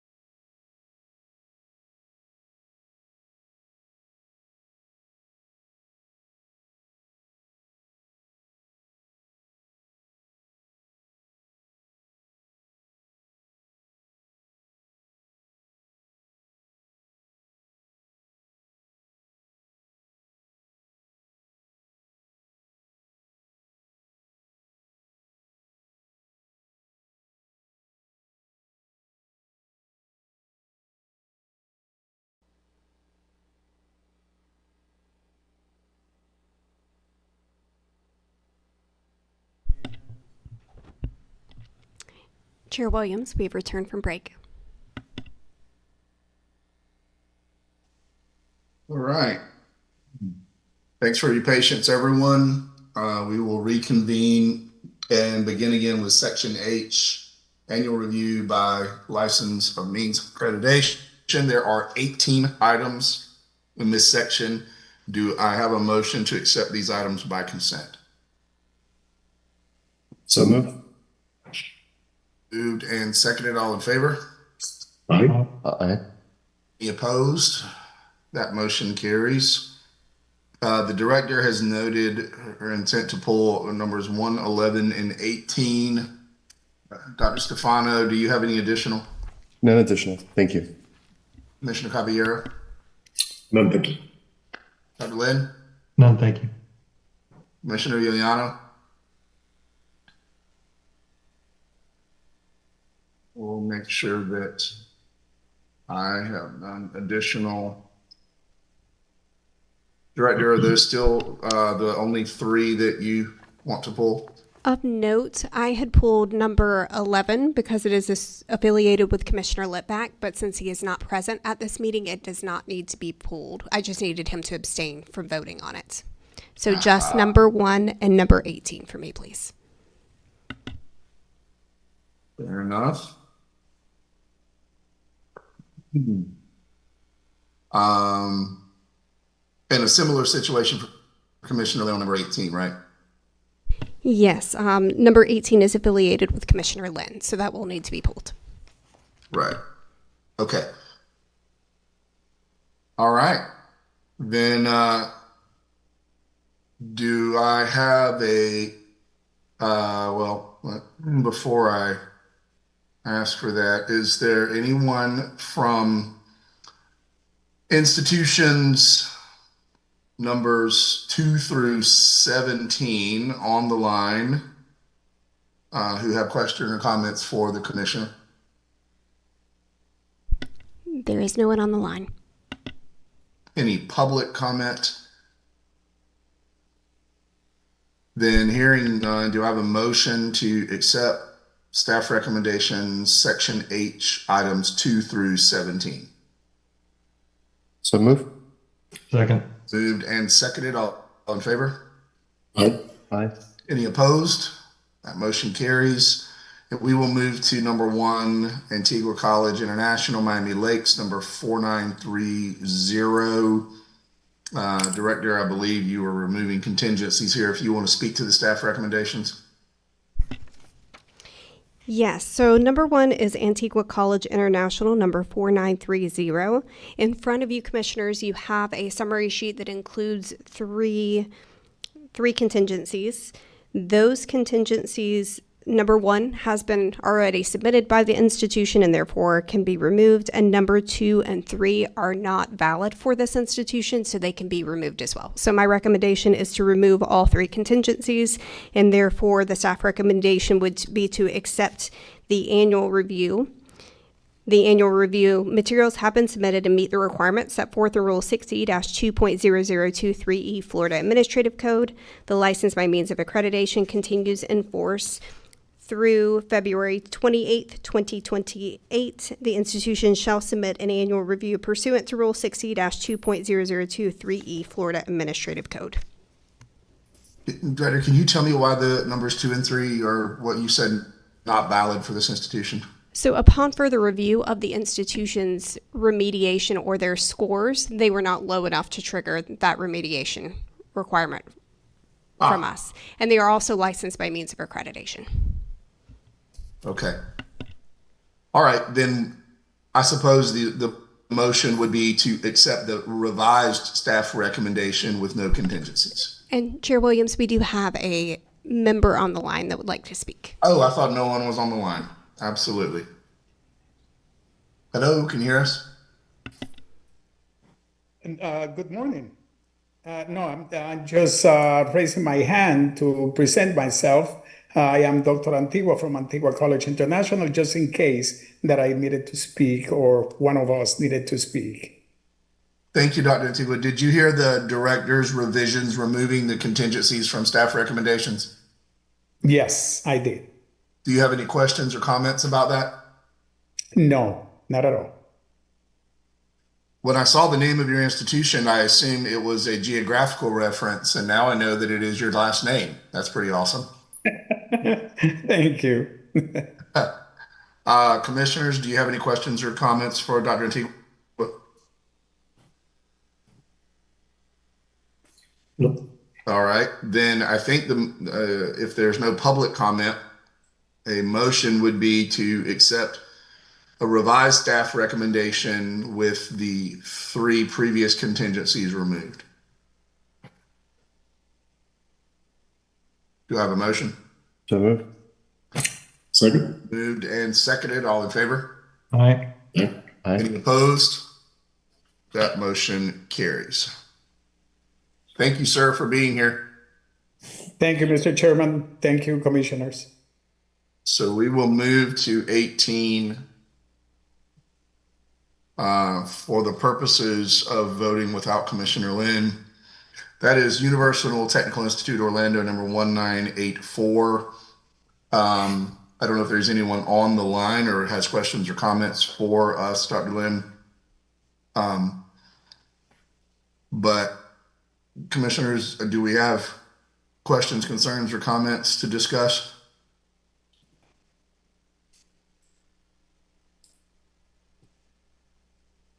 Is there a public comment on the matter?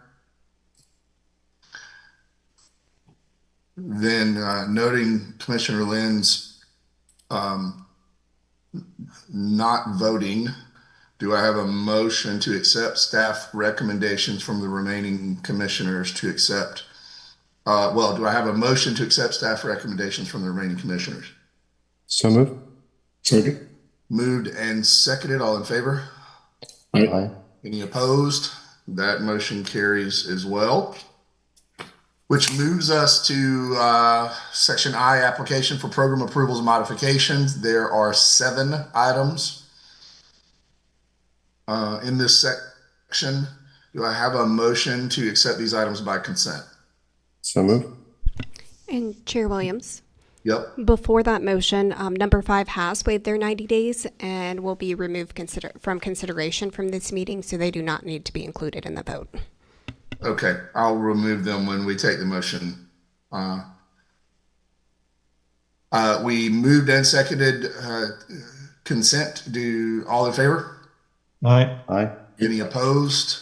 That motion carries. The director has noted her desire to pull numbers 1 and 4. Dr. Stefano, do you have any additional you'd like to pull? No, thank you. Commissioner Caballero? No, Mr. Chair.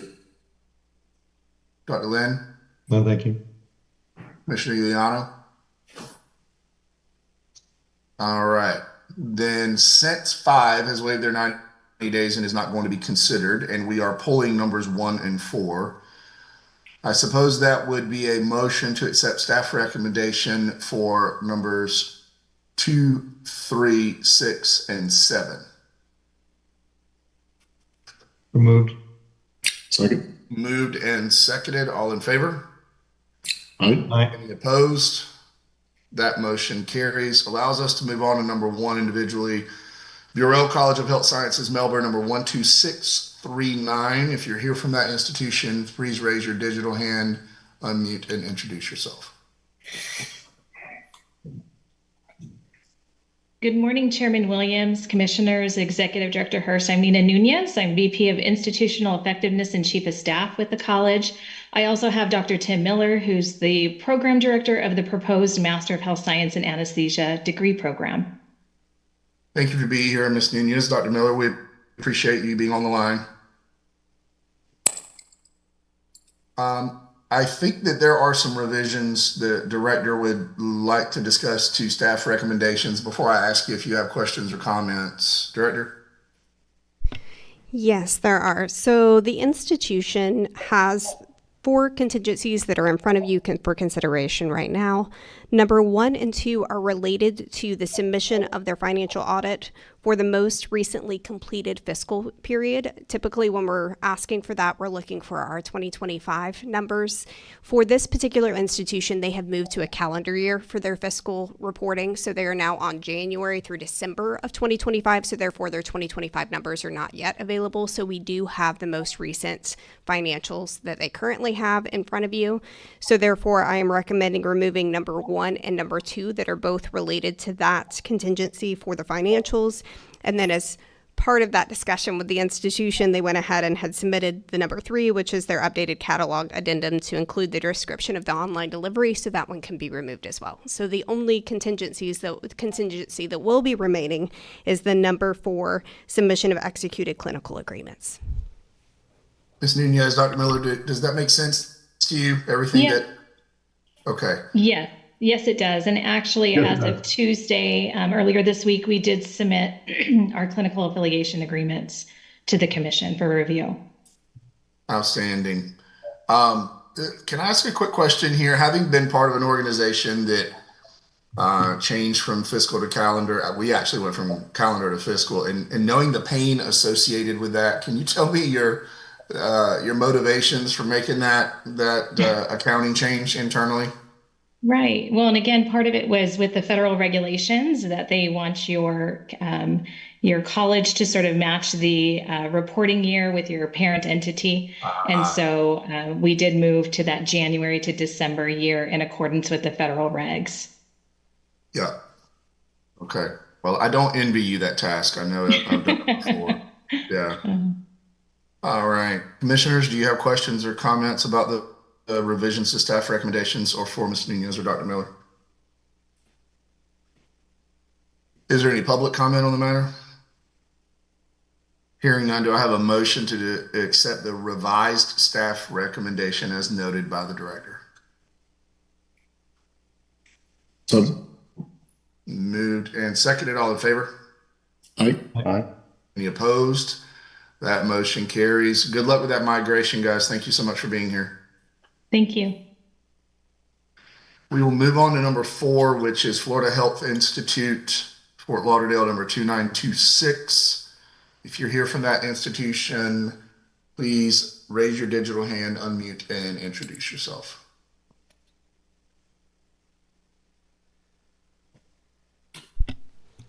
There is no one on the line. Okay.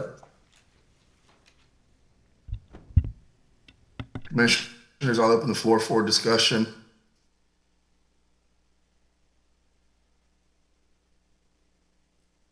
Director, Counselor, any revisions or updates beyond existing staff recommendations? There are no revisions, just for a historical snapshot of this particular instance. This institute appeared at our March 27th, 2025 commission meeting to apply for their annual license and a new program. We approved the issuance of the annual license and approved this program, the electrology and laser diploma program, upon submission of certain contingencies. We submitted that notice of intent to approve to the institution. We also emailed the institution on July 25th, 2025, requesting submission of the contingency and that April 18th notice of intent. That contingency was submission of the Florida Electrolysis Council approval. We have not received that to date, so the applicant has failed to meet the conditions of their April 18th, 2025 order, so we are recommending denying the application for the electrology and laser diploma program. So close. Okay. Commissioners, any questions or comments? Any public comment? Then do I have a motion to accept staff recommendation for number 2926? So moved. Second. Moved and seconded. All in favor? Aye. Aye. Opposed? That motion carries, and I believe that closes since 5 was removed and 6 and 7 were part of consent. I believe that moves us to section J. Motion for extension of license. There are 7 items in this section. Do I have a motion to accept these items by consent? So moved. Second. Moved and seconded. All in favor? Aye. Any opposed? That motion carries. Dr. Stefano, are there any of these 7 you would like to pull? None? Commissioner Caballero? Nothing.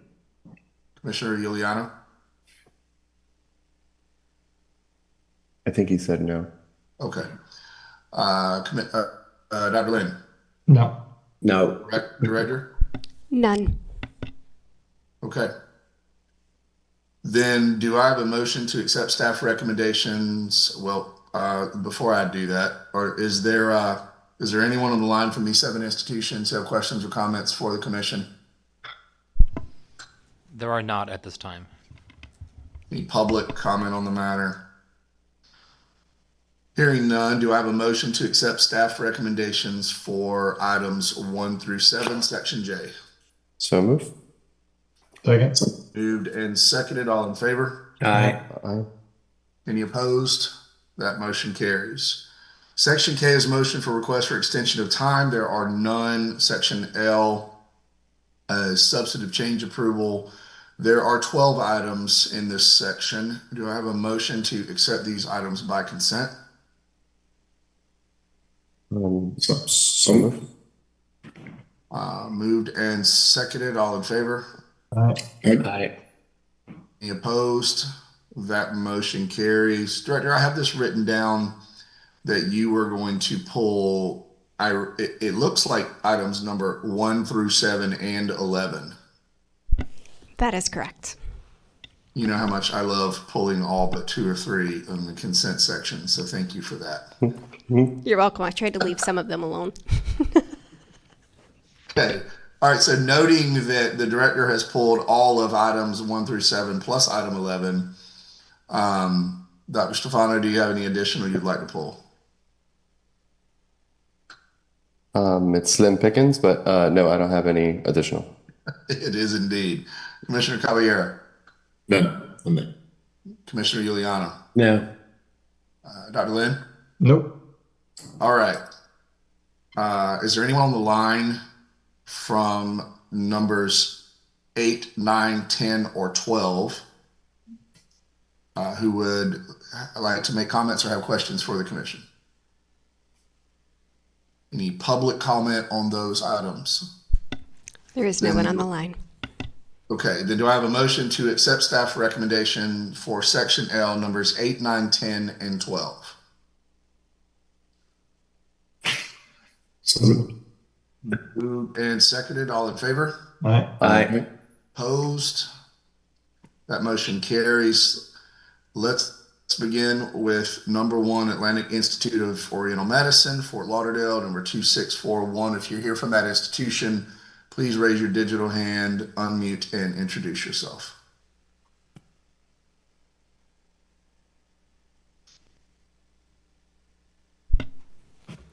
There is no one on the line. Okay, Commissioner Caballero, I had this one noted to bring up because in anticipation of there being no one to speak to and knowing that there was a financial soundness issue, I didn't know if you'd had the opportunity to review and be satisfied by what you were looking at there and financial improvements. I mean, it would have been great to speak to someone to get a little bit more information rather than just increasing tuition. Right. Yeah. If you increase tuition, enrollment could, depending on the market. Yeah. What's that old saying? Top line revenue solves all problems. Right. So I think that's meant facetiously. I would love to have had a conversation here as well.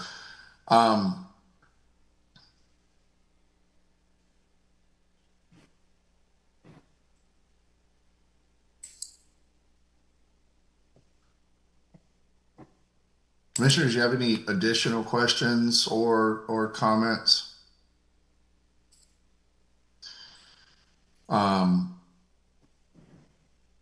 Any public comment?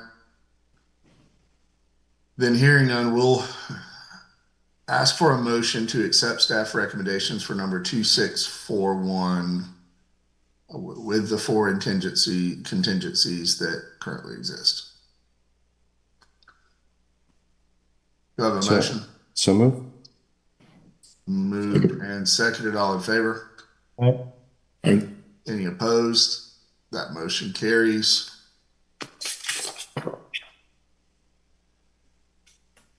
Number 2 is Care Hope College Jupiter, number 2076. If you are here from that institution, and I really hope you are, please raise your digital hand, unmute, and introduce yourself.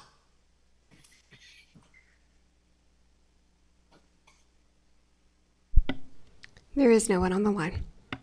Okay. So, commissioners, I got some notes here just to throw out for discussion since we don't have a licensee or a school representative to talk through. I have passage rates in 2023 at 14.29%, 2024 at 50%, and 2025 at 0. I believe we're talking about a remediation plan around the BSN program, which I believe is noted in these contingencies.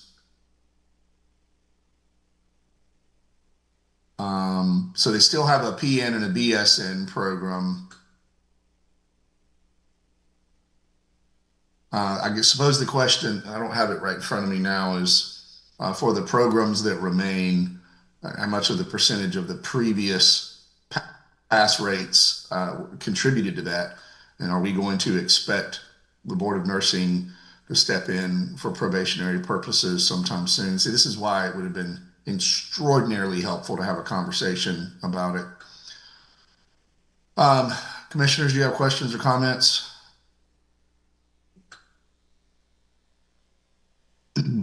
I share your questions.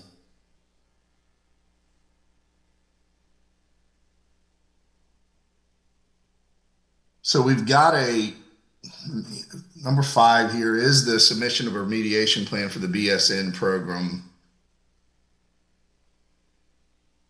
Director, could you remind me which program closed, where they still have this PN and BSN program? I think they closed another program, right? Yes, they voluntarily closed their ASN program. And that is the one that had the majority of their enrollments in tuition revenue. Okay, that was kind of the question is. And was that because of pass rates? That they closed it? They voluntarily closed it with the Board of Nursing. Yeah, so the conversation that would have been nice to have is around if you're closing the program that makes up the majority of your revenue and the programs that remain are performing sub-Board of Nursing standards and likely to be on probation soon, what does the trajectory of this institution look like? Like what's happening year to date and operationally and plans for 26? And we're not able to have that conversation here apparently.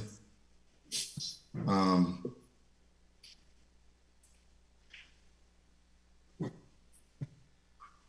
me pull up. Give me just 1 second, please.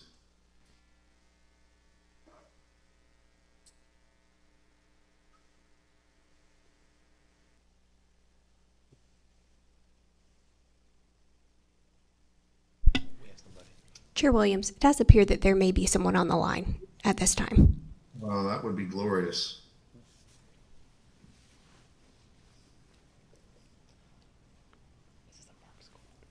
Hello, can you hear us? Ms. Doyles, we have you in the room, but can you unmute yourself, please?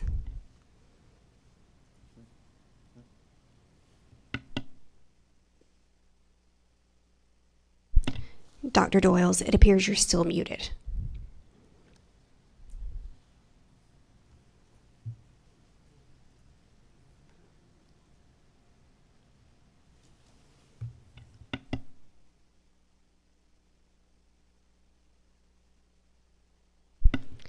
Commissioners, while Dr. Doyles is on the line, it appears that she is still muted on her side. Okay.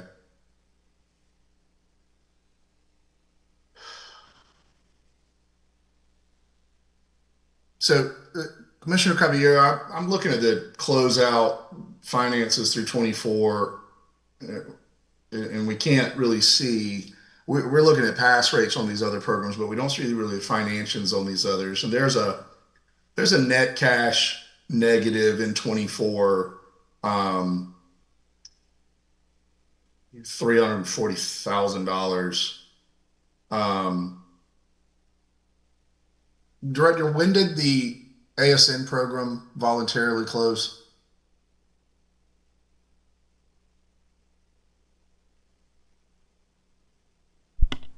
One moment, please.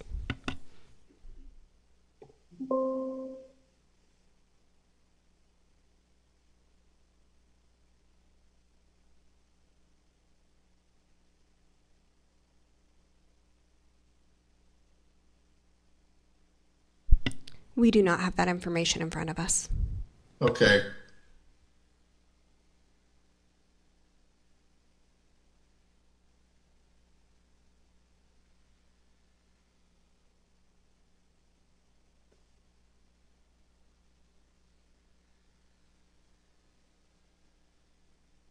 Also, I think what I'm noting here is,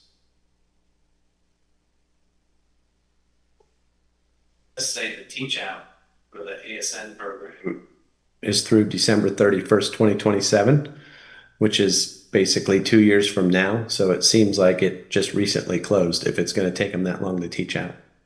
yeah, and thank you for that, Commissioner Iuliano. That was kind of my point is, if this program represents the majority of their revenue, that program has been voluntarily eliminated. And even with that program, there was a net reduction in almost 400 grand in cash last year.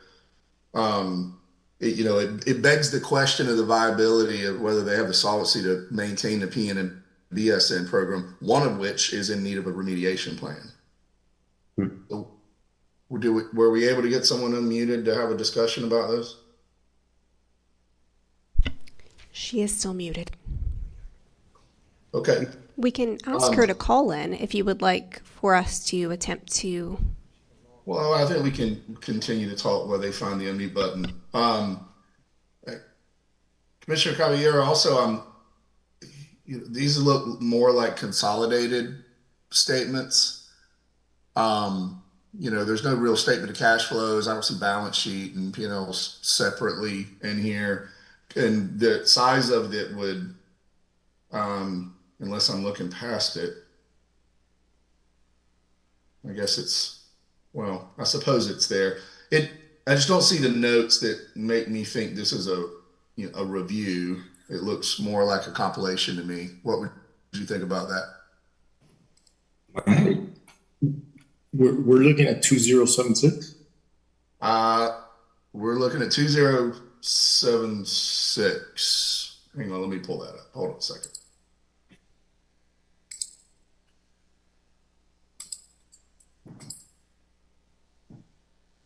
There we go. Never mind. I see the notes now. Yeah.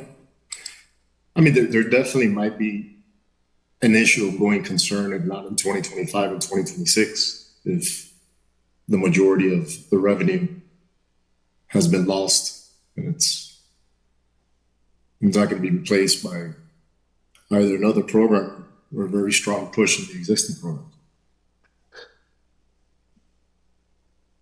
Okay.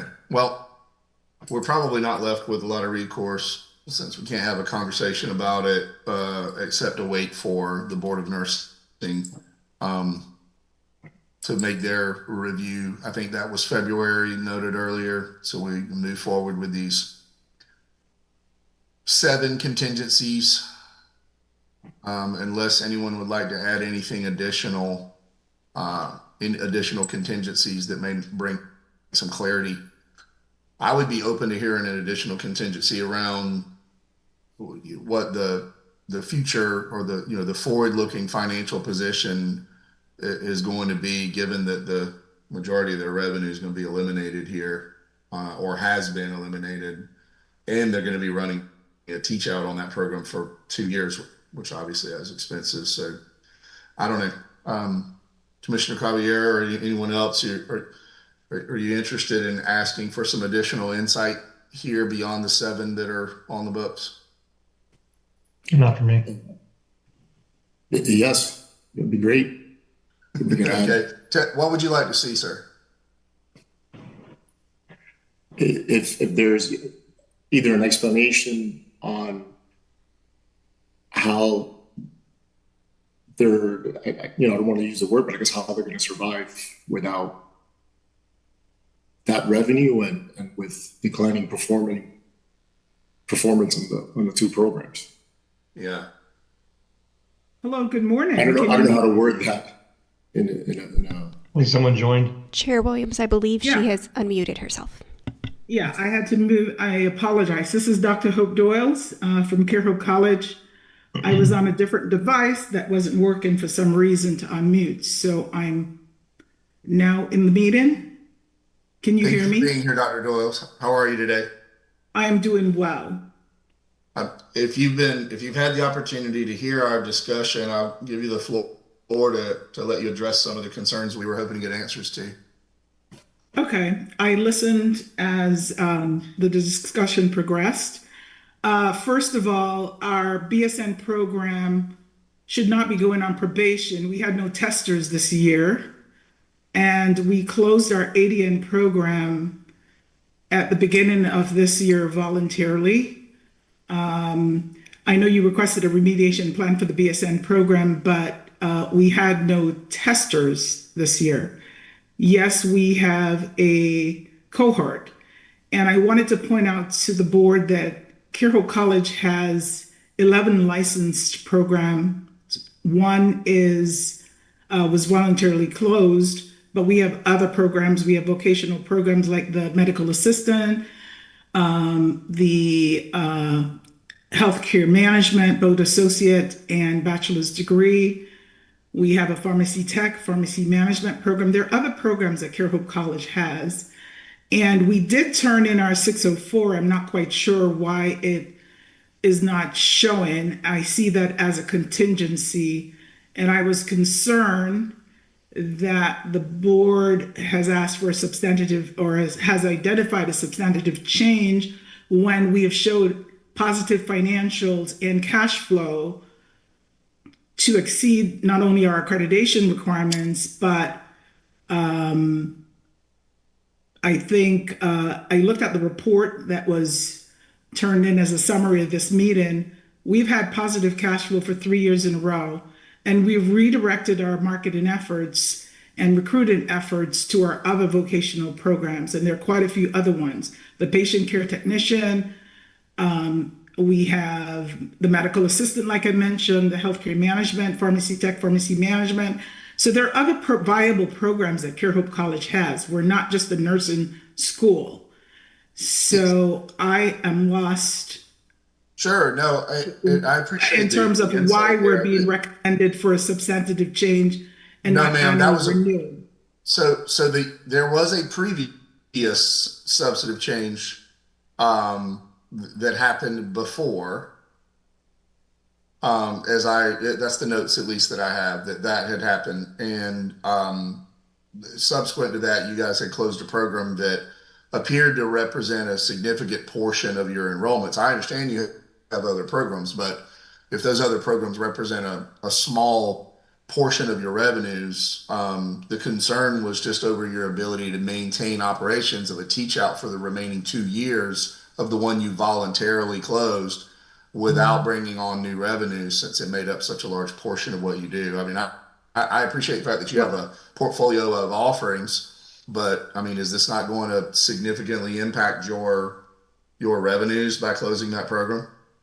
No, it will not significantly affect our revenues. We've already redirected our efforts in growing our other vocational programs and significantly. And the substantive change all has to do with the associate degree in nursing.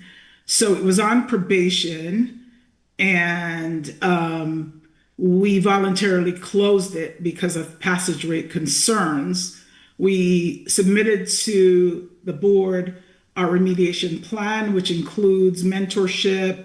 You know, we have ongoing tutoring. We revamped the program, and we had some missteps going into the passage rate issues, and that's being cleaned up. So I anticipate as we move through making sure that students do well on their exit exam, that there will be a stark improvement even in the train out of our ADN students. So I am not concerned about our financial soundness. There are accreditations that we're an accredited institution with Title IV as of August. So that also makes a difference. We're transitioning from a cash paying school into a Title IV school. And all of this, I would hope, would have been under consideration to the commission in its decision of not issuing our annual license. I wanted to add as well that we've actually, we have a site visit scheduled from NLN CNEA for our RN to BSN. We're currently in candidacy status or pre-accreditation status for programmatic accreditation. We have submitted and been allowed to submit our application for our BSN program for consideration, and we should hear back in the next week or two on NLN's decision for the generic BSN program. So there's a lot that's happening at our institution in a positive way as far as quelling the waters of concerns around our financial soundness. There are no concerns at this time, and our reserve account is in place and does meet our accreditor standard, exceeds our accreditor standard. So those are great details, and I'm glad you're able to navigate our technology here to have this discussion. Obviously, a lot of this data we have trails because of the nature of how it's submitted and when these meetings occur. And some of the information you've given us here isn't included in here just because it's not part of the standards, but helps paint a more thorough picture of what's transpiring there. So really appreciate you getting on the line. It helps us all understand that. Do you intend on adding programs within the next year? Is it your intent to add something that is currently? There are no intents to add programs in our next year. Our strategic plan does not call for any additional programs. We're looking to grow our vocational school, and we've started that initiative through our very focused marketing efforts. And I wanted to add that our PN pass rate was 93% last year, and this year it's going to be 100%. So what's on the record as well does not include the correspondences with the Board of Nursing, because there were a couple of miscoded students that were not included in what you're looking at. And with the corrections from those miscoded students, we will have 100% for our practical nursing program, followed by last year's 93%. So that's a viable program. And now that that program is eligible for financial aid, we're looking to grow that program as well. Well, congratulations on the success of that program. That helps us understand. Have you had an opportunity to review the 7 contingencies that exist on the staff recommendation? Yes, I've reviewed them, and as I mentioned earlier, our 604 was turned in with the initial audit. It's not a compilation, it's a full-blown audit. Okay, outstanding. All right, and let's see what else was commented on when I was trying to log on, I'm sorry. Yeah, so that's a full audit. That's not a compilation. Yes, ma'am. And our 604, so we'll resubmit our 604 if it's missing at this time, but it was presented with our initial audit.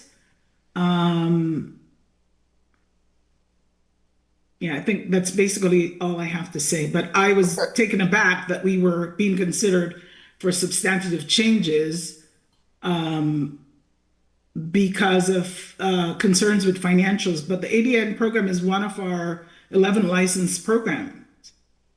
Right. So the concern is not necessarily the retrospective look at your performance. It's the elimination of a program that comprised the majority of your enrollments, creating concern around, long-term viability. That is a conversation we've now had with your intent to expand the others and focus on the other 10 or so, I guess 11 that you may have on the books. And since you have no intent of adding additional programs and you're focusing on the expansion of the others to replace the revenue that you'll be losing through that voluntary, relinquishing, there's really no change to your operations by being in provisional status. You would continue to operate and execute the plan that you just outlined for us here. So it doesn't limit you any capacity since you don't have anything on your strategic plan that anticipates adding programs anyway. Yeah, I was concerned though that putting us in a provisional license would impede our ability to obtain programmatic accreditation. We're in the throes of that. So we've applied, we've been given the go ahead, and we are in the process. We've submitted the first set of documentation. Now, I believe this may be a concern. Having a provisional license and attempting programmatic accreditation may be a concern. And harm to our students. Director, can you answer that question?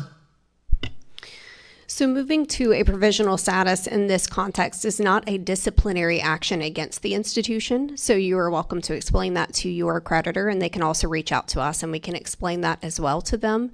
But it would ultimately be up to the accreditor that is looking at this program, whether they would see that as an adverse action against this commission. But we would be willing to have a conversation with her accreditor as well. Yeah, I think that everyone wants the plan that you outlined to come to fruition, and no one wants to impede that. And we're all optimistic and hopefully confident, just as you are, that will transpire.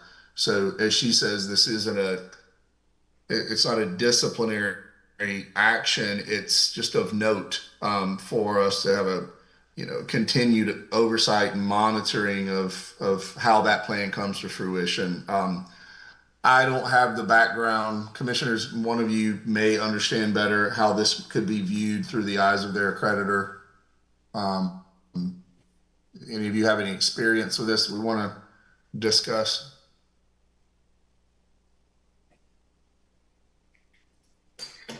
I mean, I just want to say thank you for her coming on board, and congratulations on her getting Title IV. I mean, her diploma programs are great. So just based on the conversation we had, I think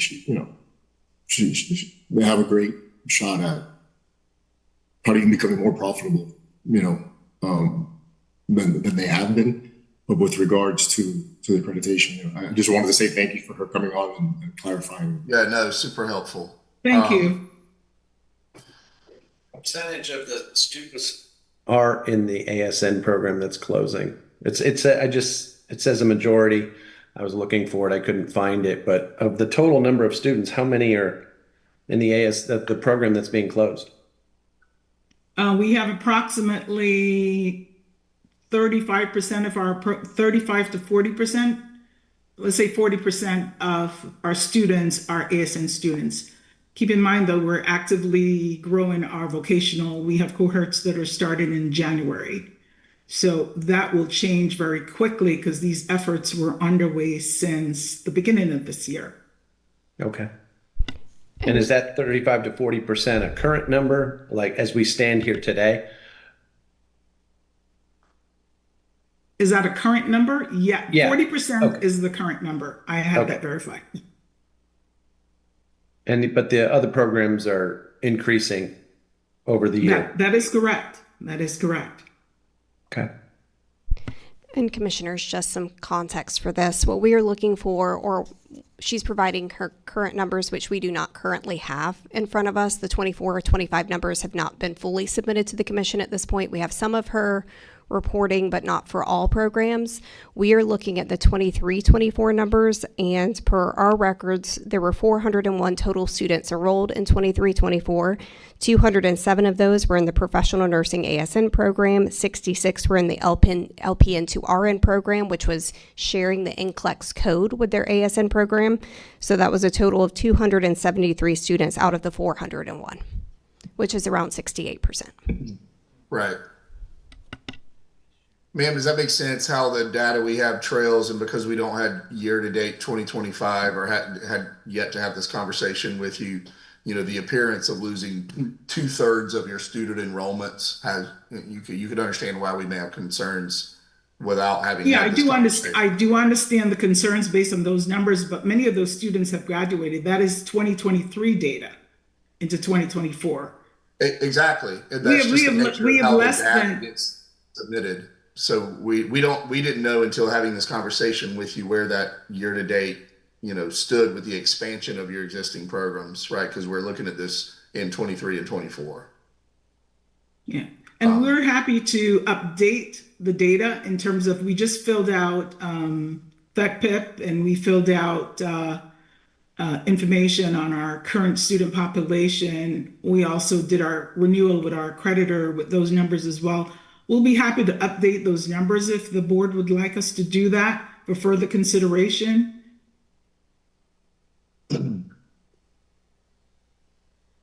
What I'd like to avoid is interrupting what was obviously a proactive plan to focus on other areas, particularly that accreditation.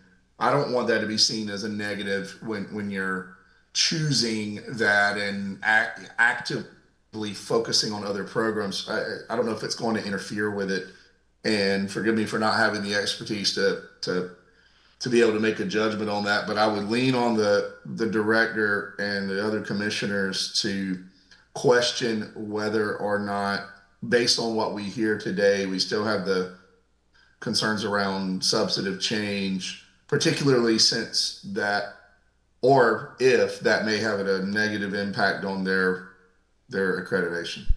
May I pose 3 questions? One for the institution and 2 for the executive director.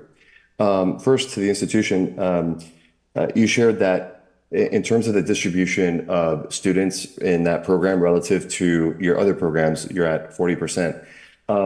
If you had to approximate the revenue distribution, which may be different than the student ratio, what would that look like? If I were to approximate the revenue, okay, so my interpretation would be, okay, what is the impact of the current student in terms of the ratio between our current revenues and the program that's closed?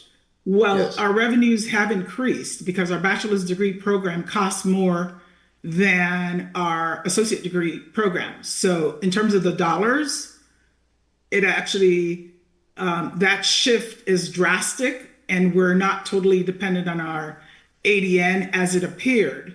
We only have 2 cohorts of bachelor's of nursing students going through the process. They've completed, one group has completed their general education portion of the program and will go into core nursing in January. The other group is currently completing their general education courses. Now, to answer your question, our revenue is shift and up, partly because of the cost of the bachelor's degree program, and also because we're now growing our vocational school, those programs. Right. So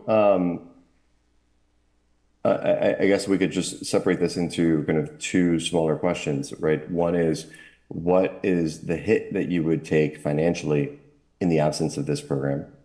And then how far have you come in offsetting that hit by the growth of the other programs? So I think that's a way of formulating it. Yeah.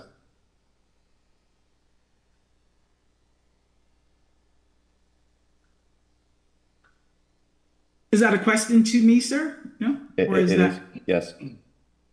No, I think we're looking at Well, revenue well, the dollars. hit, well, the hit would be, again, our goal is to grow our vocational school. And with that being said, we're looking to enroll new cohorts into vocational programs at an increased number come January. There is no hit in my mind in that we're training out students and the students are paying for the program in train out. Not enrolling ASN students. Let's see. Well, it's a closed program. No, I understand. I understand We what haven't you're saying. enrolled You're any saying that students since the beginning of January this year, and there is no hit. We're still with positive cash flow, profitability, and our revenues are good going into year end, because I've already looked at those revenues going into year end. So I would not term it a hit. You've already looked at them. Do you know what that you anticipate tuition revenue to be for 2025? Approximately, it's over 4 million. Okay. It's over 4 million, and we haven't enrolled any ASN students this year. Right. After January. Yeah, that's a good way to look at it, because you're still at a, more than 20% increase in revenues. Absolutely. Even though that was the number I think that makes me feel better. So you're 20% up despite eliminating a program that represented 68% of your enrollment velocity, not your revenue, just pure number of students. So I see that as the excellent indicator of upward momentum. And I agree. That's why I was very concerned when I saw that we were being placed in this category. Yeah, well, think of all the data we ground. just discussed here that we didn't know. So that, it's a snapshot, and that's why I'm really, really happy you're here, and should be a good testament to other institutions of just how much can be learned over a few minutes of conversation. And you'd be surprised the number of folks that don't show up to have these kind of conversations, and then we're forced to judge it based on what's on paper only, which is incomplete inherently and trailing. So, and I'll add one of the compelling facts I wanted to add. One of the compelling facts is the fact that we finally got approved for Title IV, and like our practical nursing program is approved, and our PPA was signed on August 19th. So, we're just now, making the transition as a cash paying school to a Title IV school, and then this happens. So that's the comments that I have to make. Maybe Thank you. And I hope the board considers all of this. Of course. Perhaps this is the opportunity to ask the second question or two that now directed to the director. Director Hurst, maybe you could just provide us with some guidance here. If we were, and I'm not speaking on behalf of anyone, but if we were inclined to consider other options, given what's been shared in the additional context, could you provide some guidance on maybe some options where this could be, we could proceed in a different way or a modified way? Yes. So based on the discussion that we have heard on our side, I would recommend the commission consider inviting the individual, Care Hope College, the institution, to waive its 90 days, and then to push this to the January meeting for consideration and give her an opportunity to do a couple of things. The first being to complete her 24-25 801 form, which will have all of her enrollment numbers. Right now, the one in front of me is incomplete. It does not have data for any of the nursing programs. So the only thing that we can see right now is that she has 17 enrollments. So it sounds like that might not be an accurate portrayal of her institution. So it would be beneficial for her to complete that 801 form in its entirety so you can see the 24-25 numbers. And then as she's explaining how this is not going to be as impactful to lose the RN program because she has other programs that she is enrolling students in, and their tuition is going to be enough to continue to have stability for this school, that she can provide us an explanation of that and break down how many students are in each program, what the tuition is for each program, and how this will not impact her bottom line. Yeah, ma'am, I love this idea. Thank you, Director, of being able to have this conversation in January without the need, since you've got a lot of positive momentum, you got your Title IV approvals, you're focused on other programs, your revenue is up, and by waiving that 90-day, you would have a window of time to substantiate all of that so that we get to see it as well, and we get to meet you in person and have a conversation if you should be inclined to come in person. I believe the January meeting is not virtual, and that one is in person. And then you wouldn't be placed onto provisional today, and all of the conversation that we're having now would be substantiated. And if that's the case, am I right, Director, in assuming that the staff recommendation may move to an annual license without substantive change? We would review all of the documents that the institution submits to determine how this would be modified if it were to be modified. And I did neglect to say earlier, because I know she is stating that she has the updated numbers. Her 24-25, even though she puts it in the 801, we're still trailing on that. So if she could please fill out the 801 for 24-25, and then in her narrative explanation, tell us where she is currently. So that way we have her current numbers as well. Yep. Ma'am, does that sound like a reasonable idea so that we can tidy up our current state of things? Greatly appreciated. Thank you for the reconsideration. I appreciate you all. Well, thank you for being here. We wouldn't have known any of this without you. So it's great to have a robust conversation to understand what's happening that isn't written down. Trailing and incomplete information is difficult to make decisions on, so I appreciate that.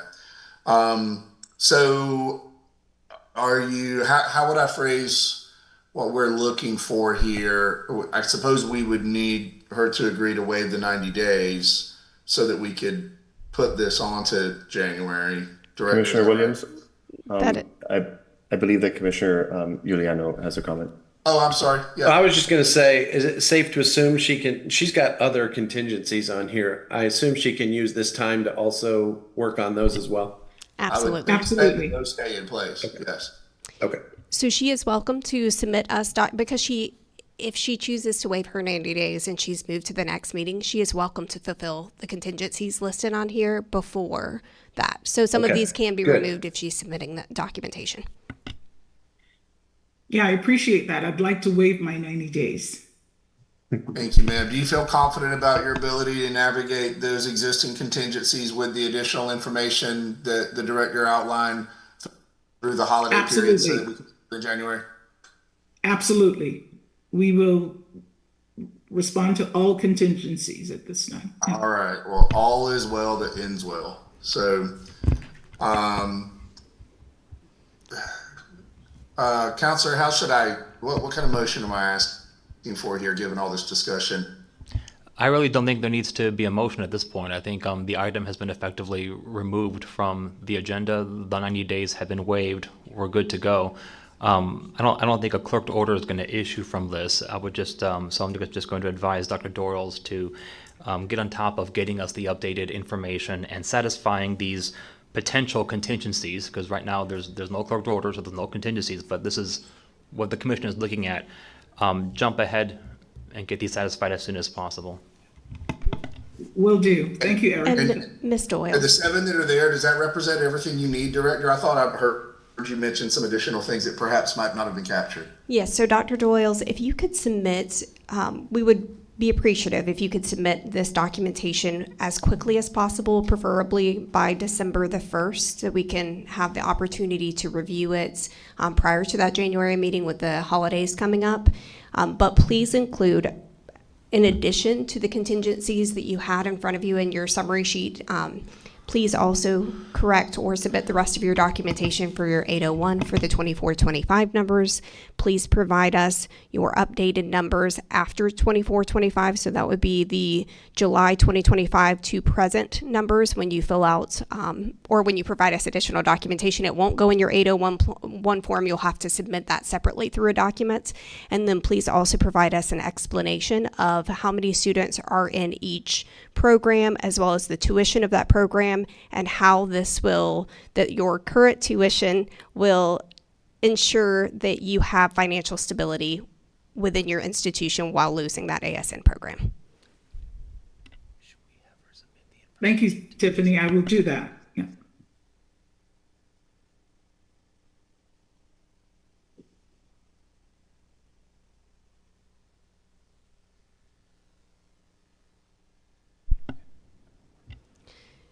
And Dr. Doyes? Yes. If you have any issues with this, Brandon is sitting here to my right, and your program specialist, I'm sorry, is Dr. Monica Brooks. Please submit these documents to Dr. Monica Brooks, copy Brandon Eldridge on it, and then if you have any questions related to what the commission is asking for or the documentation needed from us, please feel free to reach out, and we'll be happy to walk you through it. Okay, thank you very much, Eldridge. Okay. Dr. Wells, is that you feel confident in our ability to say we have our minds wrapped around what's needed? Since we're not asking for a motion, it would just be an acknowledgement, and we'll let you go about your day.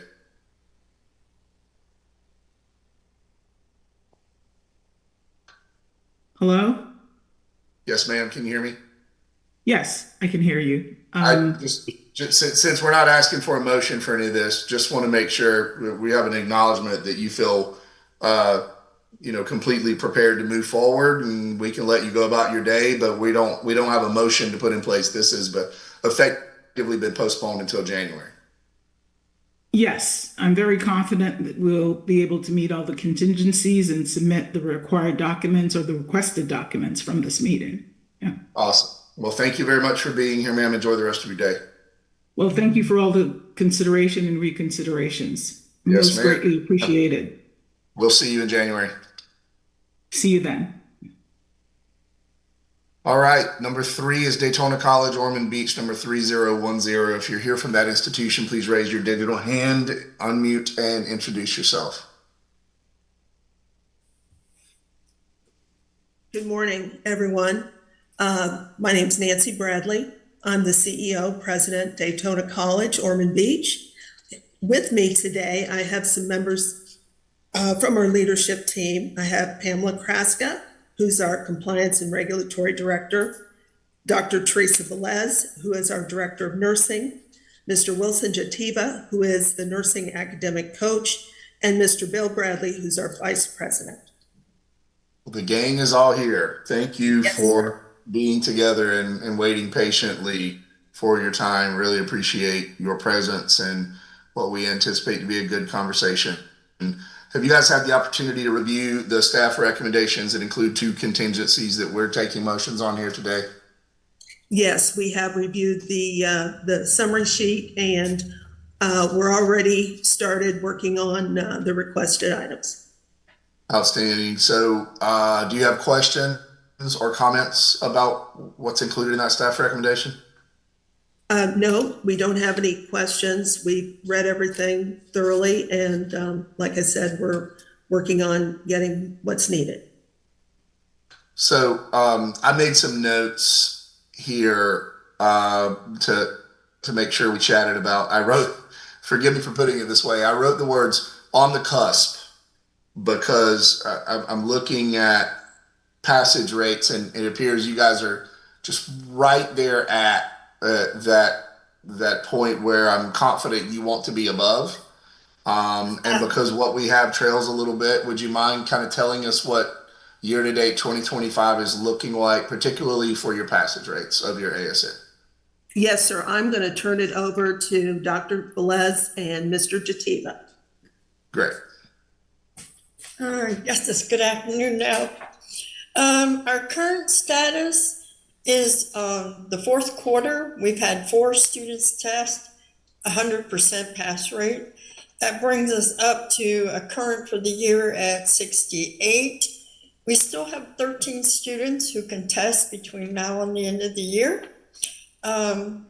Looking at whether the national average is right now at 86.9, if we can get 9 more students where we need them to be, we would be within that benchmark of what the board requires.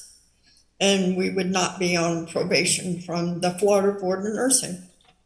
Well, thank you for being prepared with that information and doing the math ahead of time. We never have any idea how many you have prepared to sit for the test because the data trails. So it sounds like you need 9 out of those 13 to make it happen, right? Yes, sir. Okay.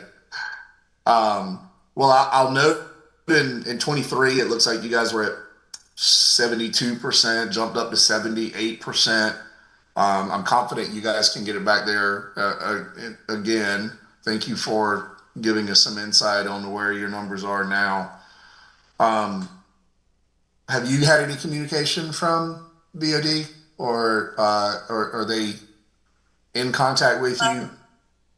In January, I went to the Board of Nursing and submitted a remediation plan. Right. And is that coming up for discussion again with them this coming January? I believe so, unless we make the benchmark.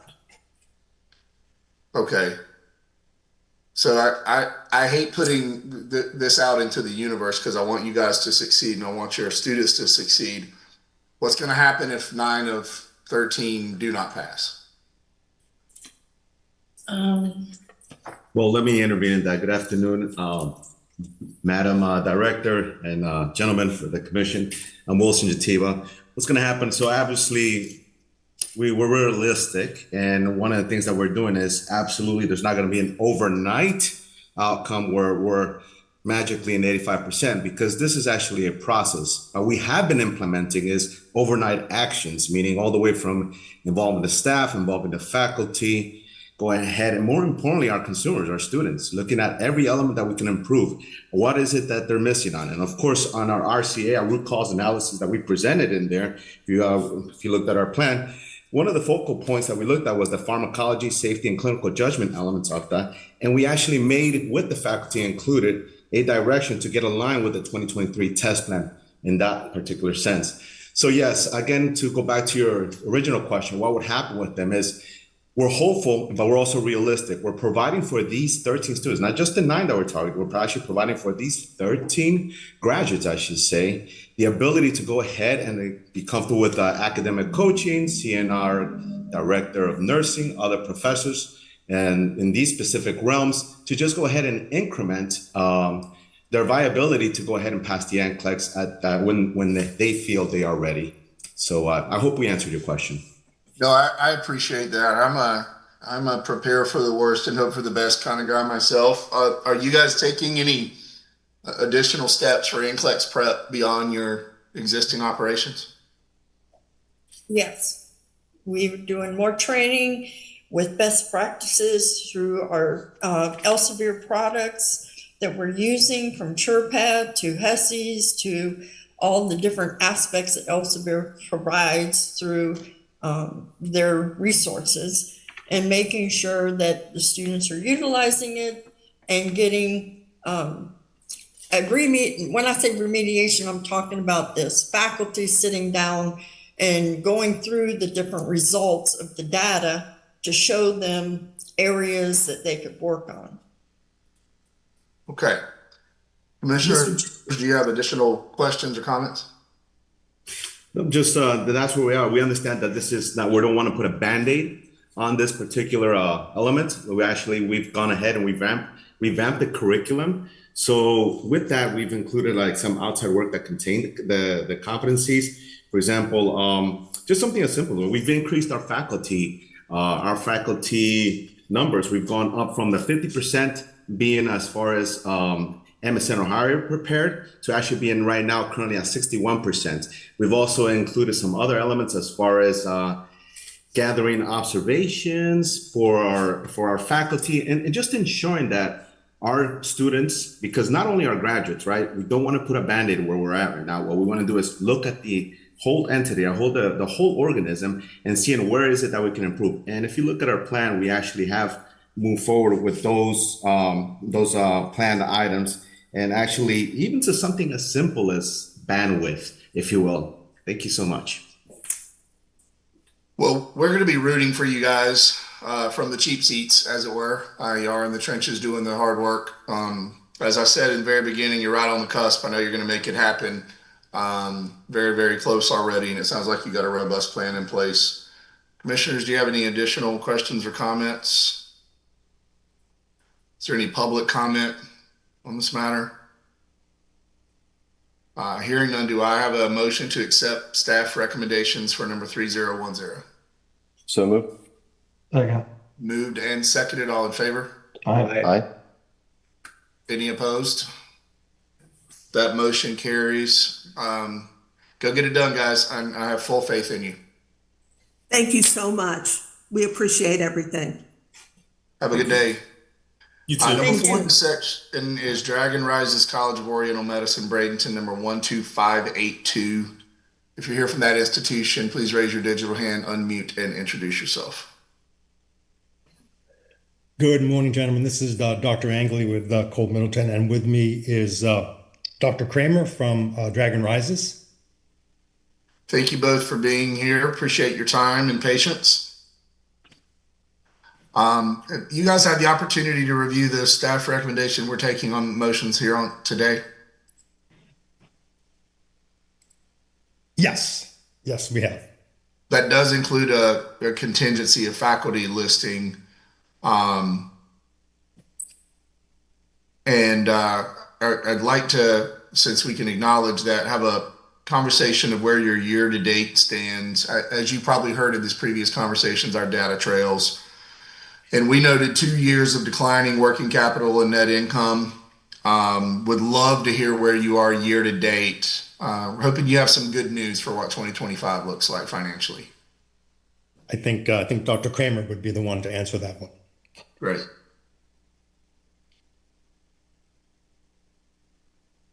There you go. Hi, can you hear me? Yes, sir. Oh, good. Sorry, I didn't have my unmute button for the last couple of seconds. Yeah, we are definitely moving in a much more positive direction now in 2025. We've increased our student enrollment. We did have an increase in our tuition earlier on this year. And as I said, we've seen an increase in tuition enrollment. We have brought on a new group of board members who are business minded, and through them have made connections and started the process of fundraising as we do operate as a nonprofit. So we are looking at a positive direction, and our belief that we will continue in a much more positive direction in 2026 as well. So can you tell me a little about your corporate structure and how you're feeding these year over year losses? I just want to understand the sustainability of that, independent of your tax filing status. I'm sorry, I'm a little new to the language. Could you clarify what you're asking? Okay, so over the past 3 years, it looks like you've had a $1.2 million cash negative. And I'm wondering where the dollars to sustain those losses are coming from. I realize you're a nonprofit, but that's just a tax filing status. That doesn't mean you shouldn't be cash flow positive, right? In order to expand and maintain you're able to maintain the program. So kind of, can you give me some insight on where those dollars are coming from? Some of it came from loans and some of it came from donations. And a lot of it came from one of the big issues we had discovered was that prior to myself stepping in last August of 24, our director of admissions had not actually been performing her duties at all, was simply not returning phone calls, contacting potential students. So we've also seen that dramatic increase in our class sizes. Can you give me some idea of where your 2025 revenues are? We are looking at positive cash flow by end of this semester. Small amount. We've also had to take on a number of one-off costs for building repairs. So that's why it's made it even smaller. But without those, we would have been 130 positive for this current semester. We've been tracking it more by semester in order to make it much easier to understand our operating costs and our operating cash flow. Do you know what that top line tuition number is for 2025? Not off the top of my head, no, unfortunately. I can get that to you guys in a report if you need it, though. I can send that. I'm just asking because you had a 1.1 tuition number for 2024, which resulted in a cash flow, negative cash flow of $600,000. You see what I mean? So when I put those two things together, I was hoping to hear you had a 1.7 or 8 million run rate for 2025, which would at least allow you to break even. I have to admit I am unprepared with that report. I didn't know you'd want that brought, but I can send it to you. So I warn you for future reference that I'm a business owner, Commissioner Caballero is a CPA, and these kinds of numbers are critical to feeling confident that you can support the students that you're onboarding. In the end, I think you likely share our values. We're going to protect the student first and foremost, and institutions that don't have the cash solvency to maintain operations are of particular note to us, right? Which is why you're on a substantive change here today. So if you understand the staff recommendations that are in front of us with that, I might, Director, ask for one additional contingency of updated year-to-date financial position as well, just so we can see a more current picture. Yes, I'd be happy to provide that. Director, are you okay with adding that as a second contingency? I am. Okay. Commissioners, do you have any additional questions or comments? Commissioner, would you like for him to be able to provide that internally, or do you want it compiled, reviewed, or audited by a CPA? No, internally is fine. We just need to see how that delta is being closed, right? From the bottom line loss and the top line hopefully increase. So it doesn't have to be audited. I just need to see the updated numbers since he doesn't know them.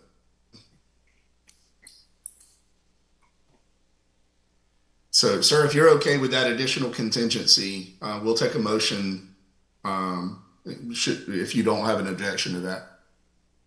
No objection. Okay. Then can I have a motion to accept staff recommendations with its existing contingency plus a second contingency for the submission of updated year-to-date 2025 financials? So moved. Second. Moved and seconded. All in favor? Aye. Any opposed?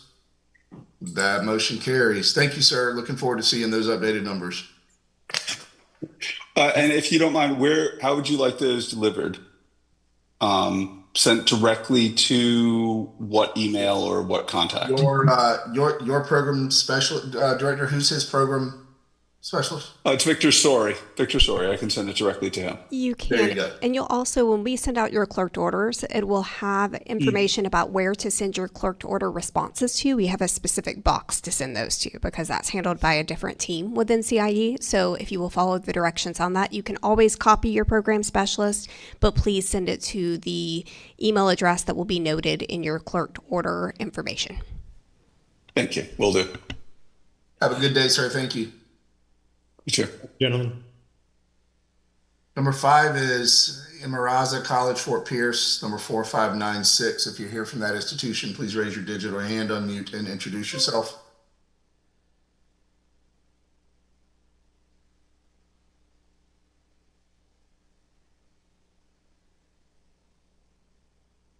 This is Mark Murray, legal counsel for Emma Raza College, and I know Dr. Emily, the owner, is trying to log on because she just texted me that she was on the meeting and trying to get on. So I'll give her a second. Fair enough. Counsel, would you prefer to wait until she's on? Good morning. Oh, there you are. No. Hi. Good morning. Would you mind introducing yourself, please? Dr. Emily, we can hear you. Hello? Hello? We can hear you. Can't hear you. Good morning. Good morning. No, good afternoon. Good morning. Would you Good mind afternoon. introducing yourself? You tell me. Hello? Can you hear me? Can you hear me? Yes. Yes, come. Hello, hello. Would you mind introducing yourself, please?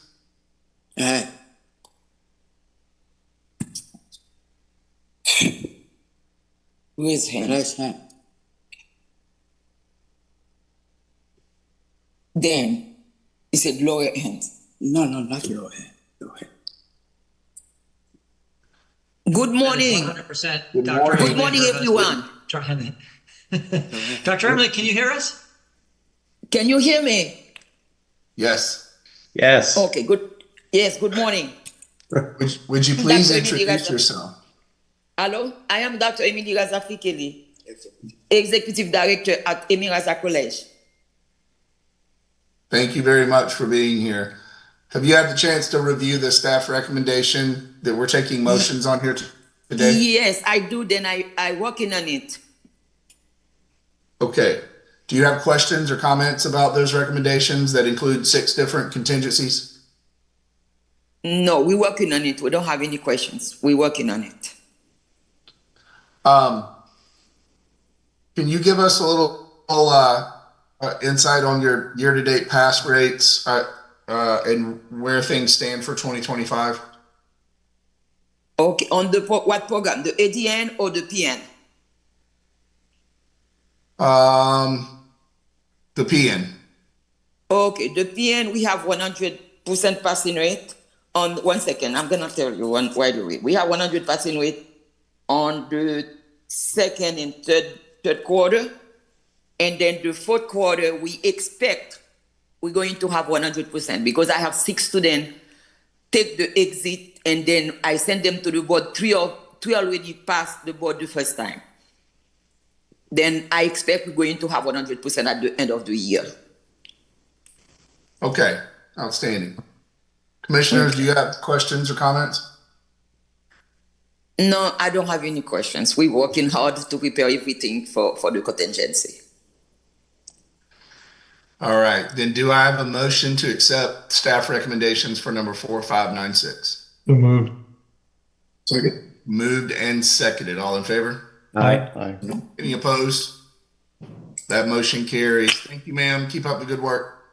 Thank you very much. Thank you. I will. Bye. All right, what I believe is the last item, and no, there are 2 more. Number 6 is Fortis College, Cutler Bay, number 4423. If you are here from that institution, please raise your digital hand, unmute, and introduce yourself. Good morning, Commissioners. My name is Nikki. Yes. Mark, when nobody responded to the legal counsel. Sorry about that. My name is Nikki Good. I'm the Regional Vice President for Fortis College. I also have on the line Ms. Veronica Roldan, who's our Campus Director, our Dean of Nursing, Ms. Jessica Crouch, and Jason Mika, our Vice President of Financial Planning and Analysis, in case Trey has questions. Really appreciate you guys being patient and waiting on the line until we're able to get to this section. I know it's just barely noon and it's already been a long day, right? No worries. So there are 3 contingencies on the staff recommendation that we have before us. You guys familiar with them? And do you have questions and comments about them? We have no questions or comments. Those 3 contingencies have been sent already. It just timing and lag before the meeting. Okay. I will make sure Great. they go to, if there's a different email box, but those have been sent to Ms. Davis and or Ms. Schoenbrooks. So can you give us a more current snapshot of that AS program that's on probation with the BOD or the BON, Yes. sorry? It continues to struggle.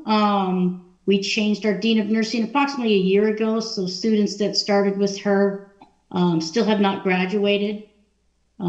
Wish I could tell you the results were better. That is part of the reason we have decided to cease enrollment and do an orderly closure of the campus. Our Dean of Nursing, about 70% of our faculty she has hired that are currently teaching. We've seen significant improvements in our HESI class-specific exams that are part of the indicator of what we'll be doing. Our goal is to, as we teach out all of our existing students, which will take 2 years and a month because we have built in an extra term in case anybody fails, is to finish this while meeting benchmarks as we go forward in future years. Okay. One of the things I had noted here was a decline in working capital and net income, which is not unexpected, right, if you're in the process of teaching out and closing a program. But can you give us a little more year-to-date snapshot financially of your ability to sustain the teach-out process and your migration into focusing on other programs? Sure, I'll let Jason Mika answer that question as our VP of Finance. Yeah, so we just completed, so our fiscal 25 year ended in June. Our net income, as an organization, from the parent company standpoint, was much better. We had a positive $3 million net income and a $24 million EBITDA number. So as a complete organization, we have the financial resources to do this. Unfortunately, if you will, we have some experience in closing down some campuses over the last 10 years. And we've all, we have the financial means and support from the entire organization to make sure that the existing students are taught out successfully and have support, through the whole process. And I'm not sure if it's complete yet, but I know we were in talks with the landlord to make sure that our leases were current with our projected end dates. And so we have the resources there to, make sure that we do this correctly. This location, obviously, we're talking about is part of a much larger system, correct? Correct. Right. And across the rest of that system, are there other ASN programs struggling in similar fashion, or is this anomalous within your system? Our three other Fortis locations in Florida are successful in meeting benchmarks. Most of our schools are meeting benchmarks. There are a very small number of schools that are struggling. Okay. Correct. Well, that's got to be particularly painful if you're successful in other areas to have something anomalous like this happen. It is. We're very confident in our new Dean of Nursing. We're dedicated to these students. Just got there a little too late. Well, with the $24 million EBITDA, do you not have private equity beating your door down? I will say there is an individual that I think spoke to the CEO. Yeah. Well, congrats on that. Well, congrats on that success. We're trying to look at this appropriately through the lens of it, of a whole, holistically, I should say, right, within your whole system. It sounds like you've got that teach out underway, and the negative working capital and income associated with this individual location is something you can absorb without too much pain. So I don't have any further questions. Commissioners, do you have any other questions or comments? No. Any public comment?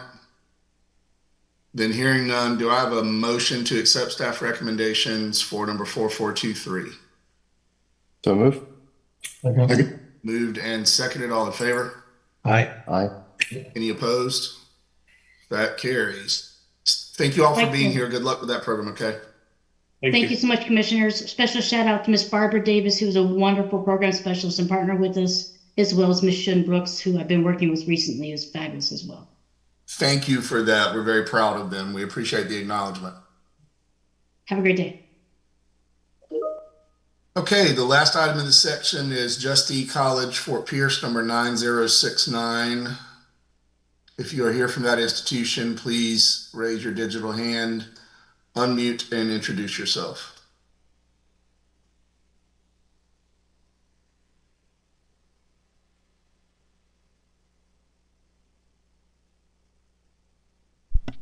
There is no one on the line. Well, that is unfortunate.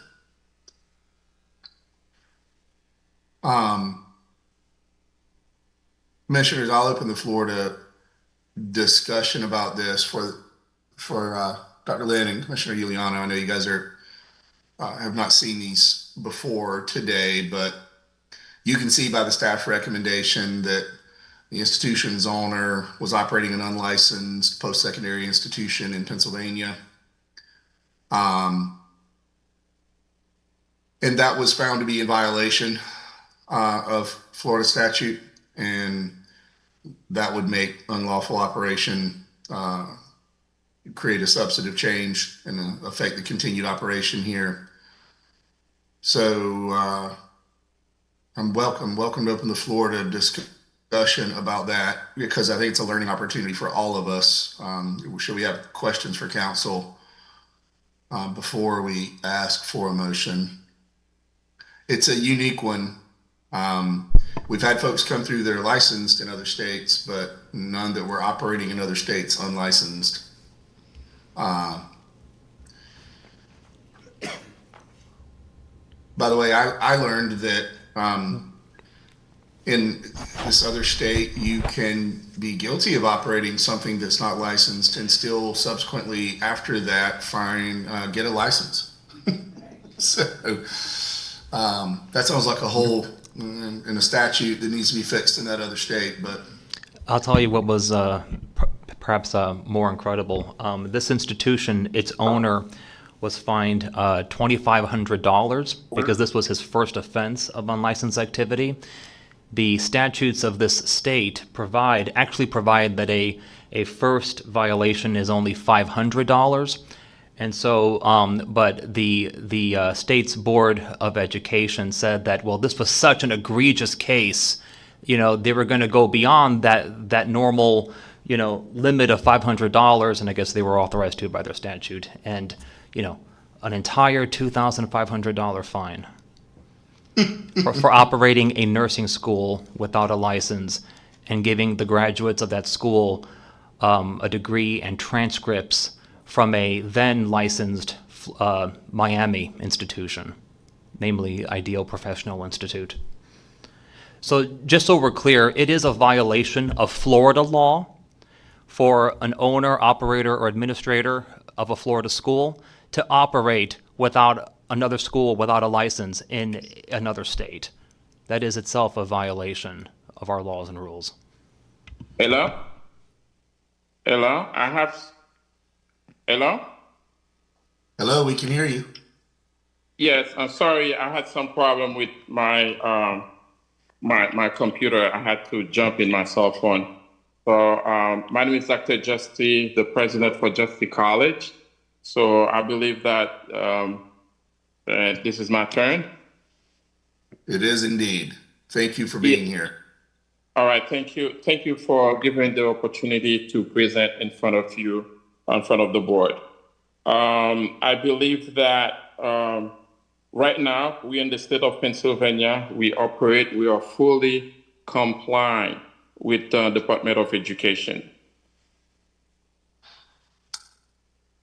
Do you mean in Florida or in Pennsylvania? In both, in Florida and in Pennsylvania. So in Pennsylvania, so I believe that your concern is that the fact that we have violations in the state of Pennsylvania. But when we were opening the school in Pennsylvania, so we went back and we did our applications. And since then, we have been operating in the state of Pennsylvania. We licensed by the Department of Education in Pennsylvania as we speak. Sir, have you had the opportunity to review the staff recommendations that we're taking motions on here today? Yes. Do you have questions or comments about that? My question is that, so we have a annual license right now, and for Justy College in Florida, we have been allowed to submit our application for ABHES for our accreditations, and we're very far in the middle of it. And my little concern is that we are going to have a lot of difficulty to proceed forward because one of the requirements, and we need to have an annual license. Dr. Justy, that might be the least of your concerns at this moment, if I may. Well said. Chair Williams. May I ask a couple of questions, Chair Williams? Please. Okay. So yeah, Dr. Justy, this commission has confirmed that you currently do operate a licensed independent school in Pennsylvania. However, you didn't in the years from 2021 to 2023. Isn't that correct? No. No, you didn't, or no, that's not a correct statement? No, I mean, when you says I did do in 2021, in 2020, I opened the school in the state of Florida. And in 2021, we did started the process to get our license in the state of Pennsylvania. Weren't you operating Justy Medical Institution or Justy Medical, that also went by, I think, Justy Medical College in Pennsylvania before you had a license to operate a school in Pennsylvania? That wasn't my intention at all, because we know the fact that we were never have any advertisement in the state of Pennsylvania. But as we're moving forward, it's very unfortunate. We learn from it. We learn from the past. So we still in compliance with the state of Pennsylvania. We went in front of the board and we paid the fees, and then they granted our license to practice in the state of Pennsylvania. Yeah, And I think the easier way to say that is you got caught operating an unlicensed institution and subsequently had to pay a fine, but Pennsylvania's laws don't prevent you after getting caught from getting licensed, which is an unfortunate lack of statutory oversight, in my opinion. That would not have happened in Florida. You would have been prevented from ever having a license here, which is why at the end of the staff recommendations, you see that it is this staff recommendation, and likely the motion will expect from the commission to order the executive director to review your file and refer you for probable cause for further disciplinary proceedings. Did you read that last sentence? Yeah, I did, and I believe that Department of Education has been, doing a lot of at least 2 site visit in the this year, and they come and they looking at all our papers, and we have been complying with everything with the state of Florida. When they come, Dr. Justy, I think you may be failing to see the gravity of the situation. You're talking about compliance when you got caught operating an unlicensed institution in another state, and as a result, this commission is about to refer you for probable cause for further disciplinary actions. Does that make sense to you? Do you understand that? Yeah, I do understand that. Okay. Chair Williams, may I? Yes, please. We are nothing if not fair at this commission. Dr. Justy, how did you end up accidentally operating an unlicensed institution in the Commonwealth of Pennsylvania? Well, every state has their own laws. If I was tutoring in the state of Florida, where the state of Florida allows students to, let's say, for instance, let's say if we have a CNA student in the state of Florida, they can challenge the board. So let's say if there's somebody come, I can take my brother, my sister, and in my own living room, I tutoring them about the CNA, and they can go and challenge that test, and they will pass. they could have passed it. But in the state of Pennsylvania, if you do the same thing, they can charge you for they can say, oh, you have an unlicensed activities. Dr. Justy, okay, But- so you're maintaining your old story that you were only offering NCLEX exam preparation? That's all you were doing in Pennsylvania? You're still maintaining that story? Yes. Okay. You are aware that we are in possession of the final order that was entered against you by the State Board of Private Licensed Schools in Pennsylvania? Yes. We have the full transcript of your final hearing, and we have every single exhibit that was entered into evidence at that hearing, and then some. Okay, so you understand we have all of that. Why, if you're conducting NCLEX preparation, why were you conducting clinical exercises in the state of Florida while you were just doing NCLEX prep? Is that customary for NCLEX prep? I was never done that. Okay, so never done that. Never. So both I and my counterparts in Pennsylvania hallucinated the WhatsApp messages that we have of you coordinating clinicals in Florida? I was. That never happened? No, they had no evidence. They have no evidence that me personally assigned for a student to go to Florida to do clinical. They have, I know the rule and regulations when it comes to Florida. Okay. I know the rule and regulations when, I'm very unfortunately right now, but that was never my intention to go break anything. Let me ask you this. While you were conducting your alleged NCLEX preparation, not a school, of course, in Pennsylvania, why were you issuing transcripts to students from Ideal Professional Institute? First of all, I never give that either.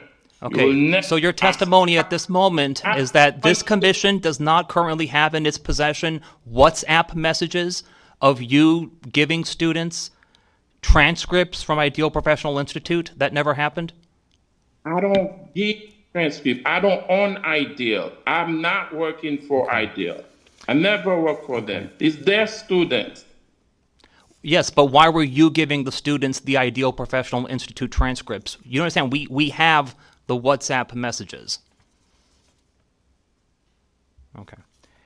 Like my answer to that, I have no say when it comes to Ideal Professional Institute because I don't own that school. I don't sign nothing. You will never see my signature on none of them. But we do have screenshots. You're aware that that the state of Pennsylvania and now the state of Florida has screenshots of WhatsApp messages of you texting Ideal Professional Institute transcripts to your graduates. By the way, whom you refer to as your graduates. And in fact, your institution, JMI, Justine Medical Institute in Pennsylvania, you hosted graduation ceremonies for those who completed your NCLEX prep. Is that a customary practice in the exam prep business to host graduation ceremonies? No, that's not true. Okay, so this commission doesn't have WhatsApp messages of you texting students and offering them a graduation ceremony? I'm hallucinating that too? Okay, why would I graduate students from Ideal Professional Institute where it's not my signature, my name on those diploma?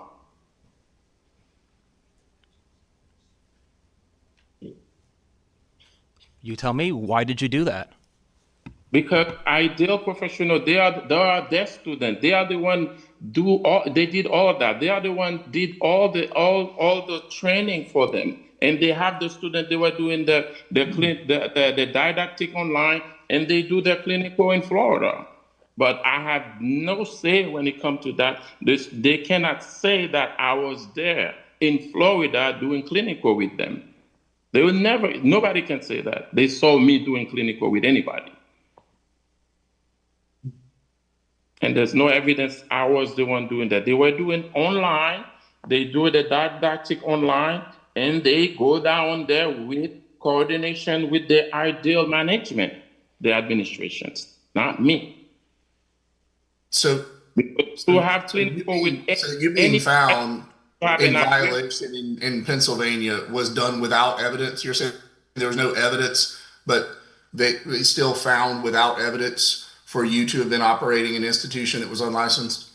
Yeah, because all the students, they have the clinical sheet that says whatever the school they were doing the clinical at that time, the name you mentioned, they have it, they went down there, they spend their money, they done everything.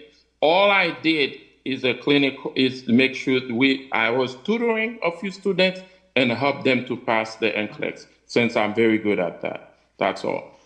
Commissioners, I'm just going to point out that if you look at page 4 of the final order that was entered into by the Pennsylvania Board of Private Licensed Schools, actually beginning on page 2, you will find that this issue was litigated essentially already in Pennsylvania. There are 19 distinct factual findings which were made, and each of those findings is sourced to evidence, testimonials from students and documentary evidence. And we're going to replay this in Florida. 2026 is going to be the year of Just College in the state of Florida. I'll tell you what I find particularly revolting, Dr. Justy, is number one, for you to stand in front of this commission and purport things that have been factually unsubstantiated, and to deny things that have been factually substantiated. It implies that you think we're incompetent, or that we're incapable, or perhaps we're uninformed. And I assure you that none of those three things is true. So I take that personally offensive and professionally offensive. We take this job very seriously. And I think you're going to find that out over the coming, well, I know you're going to find that out over the coming months. But what really bothers me most is to take the freedoms and opportunities afforded by a capital market for voluntary participation and take advantage of that by offering licenses to students who were unawares of your nefarious activities, and then to try to expand that through other states and deny that it didn't happen. So I think you should anticipate a lot of communication coming from this commission in the future, because I don't want to speak for the remainder of the commissioners, but I'm about to ask for a motion that will include ordering the executive director to review your file, because there is probable cause for further disciplinary proceedings. And if you'll recall, a couple of years ago, there was a flurry of nursing school activity in Florida where several people went to jail. And it is my goal, as long as I am chair of this commission, to take bad actors out of this segment. You hurt good actors, you hurt students, you hurt the state, and we're not going to tolerate it. Can you hear me? Yes, I'm listening. Okay, just making sure you're digesting this. So is there any other perjury or misrepresentations you would like to make before we move forward? The same, I made that statement in front of Department of Education in Pennsylvania. As a professional, I've been in school for 20 years, several universities. And I believe that people can make mistakes. And it's always, there's a room for where I'm asking if the board, the commissioner can, the same way I asked Pennsylvania, to give me a chance to improve myself and in the community. So you just said you've been doing this for 20 years, yet you're asking for an opportunity to improve on your lack of integrity and adherence to the rule of law. Is that what you're asking of us? No, I say I've been in school myself for the past 20 years. Right. So myself, in so many college myself. Yeah, for so the difference is when people are self-aware enough to recognize they have an opportunity to be better, it's because they figured that out after the fact, right? They were doing what they thought was right and what they knew was to be in accordance with the law, and then they find a way that they can optimize themselves. I think you knew that this wasn't right and this wasn't in accordance with the law. In fact, I think that's what Pennsylvania found you to be guilty of, and it's not going to be tolerated in Florida. And I think you should prepare yourself for a tremendous amount of communication coming. And I really, really hope that other nursing schools in the state of Florida who think they're going to operate like this outside of the rule of law at the expense of the student are listening. And I hope somebody takes this segment and records it and posts it and shows it to every other operator who thinks that they're not going to be held accountable. Those days are over. So I appreciate you being here, and I'm going to ask for a motion to accept the staff recommendations, which include ordering the executive director to review this institution's file for probable cause and further disciplinary action. Do I have a motion? So moved. Yep, second. Moved and seconded. All in favor? Aye. Any opposed? That motion carries. Thank you, sir. We will be in touch. Thank you. Thank you. Counselor, before I move on, I want to note New Jersey operations for this individual. I don't know if you're in contact with New Jersey. I know you're in contact with Pennsylvania. But please let the commission know if there's something we can do to help support finding everything that needs to be discovered. Absolutely. Number 8, if I have this correct, let me make sure. So 8 through 9 or 8, 9, and 10 were on consent, but number 11 was the only one. I totally forgot. You're right. But 11 was not, correct, Director? That is correct. Okay. Then 11 is Southeastern College, Boynton Beach, number 1661. If you are here from that institution, please raise your digital hand, unmute, and introduce yourself. Hi, this is Julia Corona. I'm the Executive Director for Southeastern College, Boynton Beach, as well as Miami Lakes. And I have on the line or in the meeting, Dr. Kelly Krinkle, my Chief Academic Officer, Suzanne Burns, our Campus President for the Boynton Beach location, Dr. Sean Humphrey, the Campus President for our Miami Lakes location, and Ronnie Waldman, our Accreditation Specialist. Well, allow me to say thank you for all of your patience and holding on throughout the day. That's a lot of you. I'm sure you're busy, and we appreciate you sticking around to have a conversation with us. As you can tell, it's much easier to discern what's going on and make appropriate rulings when we can have these kind of conversations, even when they're not face-to-face. So thank you for being here. Yes, thank you for having us, and appreciate the action taken on the last one as well as Floridian. I think that needed to happen. So I assure you it is my pleasure. So have you guys had the opportunity to review the staff recommendations? I don't have a contingency that goes along with this necessarily, but there is a expectation of submission of progress reports, et cetera. Can you tell me where you guys are with all of that? Yes, we're fine with all of the recommendations. There is one item that was recommended that we requested to be fixed because we do not have a SEND accreditation. We don't have a nutrition and dietetics program. I don't know if that was on what we received as staff recommendation, and we recommended for that to be removed. We'll work and have no problems meeting the commission's requirements for the recommendations and the requested items. Okay. Can you give us, I'm looking at some 25 passage rates out of your AS program for nursing, but I don't know how up to date they are. Can you tell me where you are year to date with the passage rates? Yes, in our Boynton Beach program, all of the changes that were made in the improvement plans approved by the Board of Nursing, those students are just graduating. We had a class that graduated in July, one that's graduating now. So we'll see Their progress by the end of the year is what we're hoping for. And we're working with the students to get them to sit. The last cohort that graduated was part of the evening program. We stopped that enrollment. And so we're progressing, and we anticipate having high pass rates. We are also in the process of having our ASIN visit in March, and we are on track for that, having the overall pass rates that they required and being able to earn that. So Okay. we have turned the corner in nursing, but you just don't see it on the reports yet. That last sentence was the one I was looking for.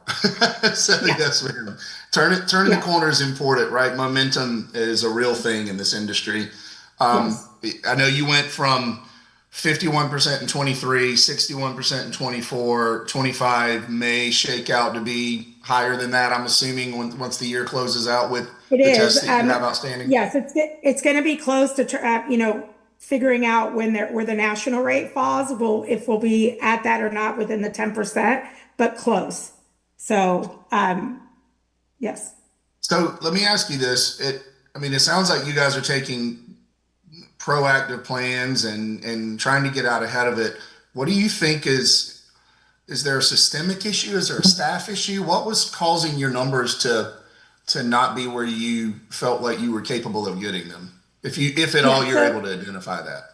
No, we did. In Boynton Beach, it was a full-time evening program, and we found that students really struggled in attending nursing in the evenings, and managing their lives. So we actually stopped enrollment in the evening program and taught it out. But as everyone's aware, right, nursing is a long term. So in order to come out of that, that took a while. We also made significant changes across the nursing programs, both at Miami Lakes and in Boynton Beach. And Miami Lakes had their ASIN renewal, have the rates up. And so we know that what we implemented and the improvements that we've made do work. So we changed curriculum, we extended the capstone class, we made a switch from ATI to Lippincott products for their testing across the program. We increased the entrance scores. We did an array of things that have been part of our improvement plan submitted to the Board of Nursing as well as CIE, and we see that progress. It's just with the older cohorts, it took a longer time for them to phase out and then see the changes. That's why, there's no grads from October of 24 until August of 2025, because we stopped enrollment and we updated the program. It's interesting. I think you're the second or third institution that's spoken about the challenges of evening and or weekend type programs. It's a cumulative yet perishable skill, and if there's a delay, between or lack of continuity, I'll say, right, where you're doing something else throughout the day and not focused on this every day, that makes those passage rates harder. I know in my business that's a real thing. That's why we don't do evening and weekend classes. By the time they come back on Saturday, they just forgotten everything they did the last week. In the interest of helping you guys, should you ever consider that in the future, Dr. Stefano, have you ever considered, or have you been affiliated with someone who used modalities to overcome that challenge, been able to take something that's cumulative knowledge and do it in the evenings or do it on the weekends? How might a school overcome that? Because I know that there are a lot of people who work during the day but still would like to go to a nursing program. How do you fix that?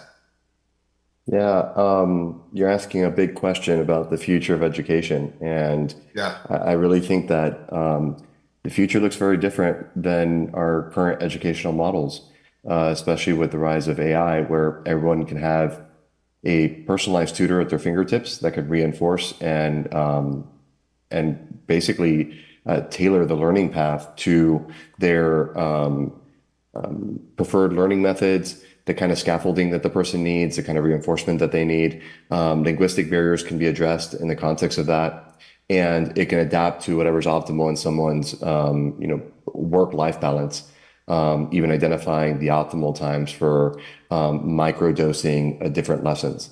And so this is really what we're looking at for the future of education. And You can't offset it all to an AI model, but I think that what we need to learn for the future is the proper balance between the human relationships, skills, and coaching that is irreplaceable, and what an AI model can exceptionally do because it can provide a kind of a very personalized concierge style learning experience tailored to each person at scale that you could never afford otherwise.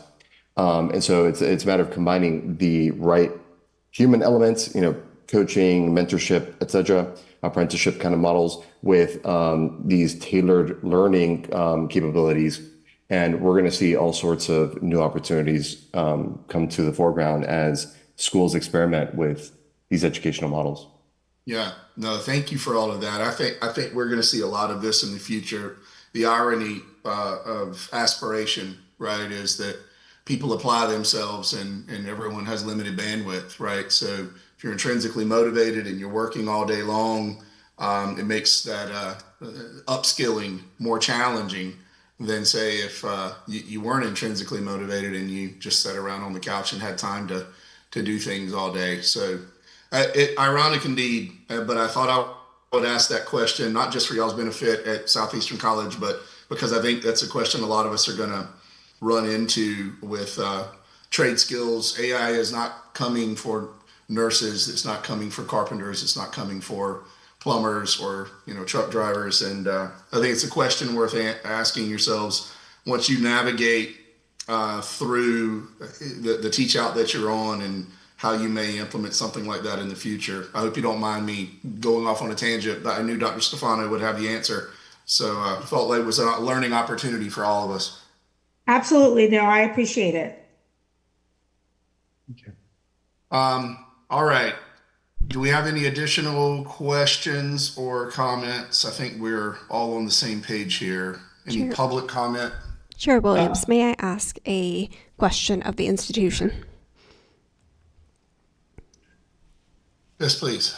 So can you confirm for me whether you have accreditation with the Council for Education in Nutrition and Dietetics, which is ACE and D? You do not. Okay.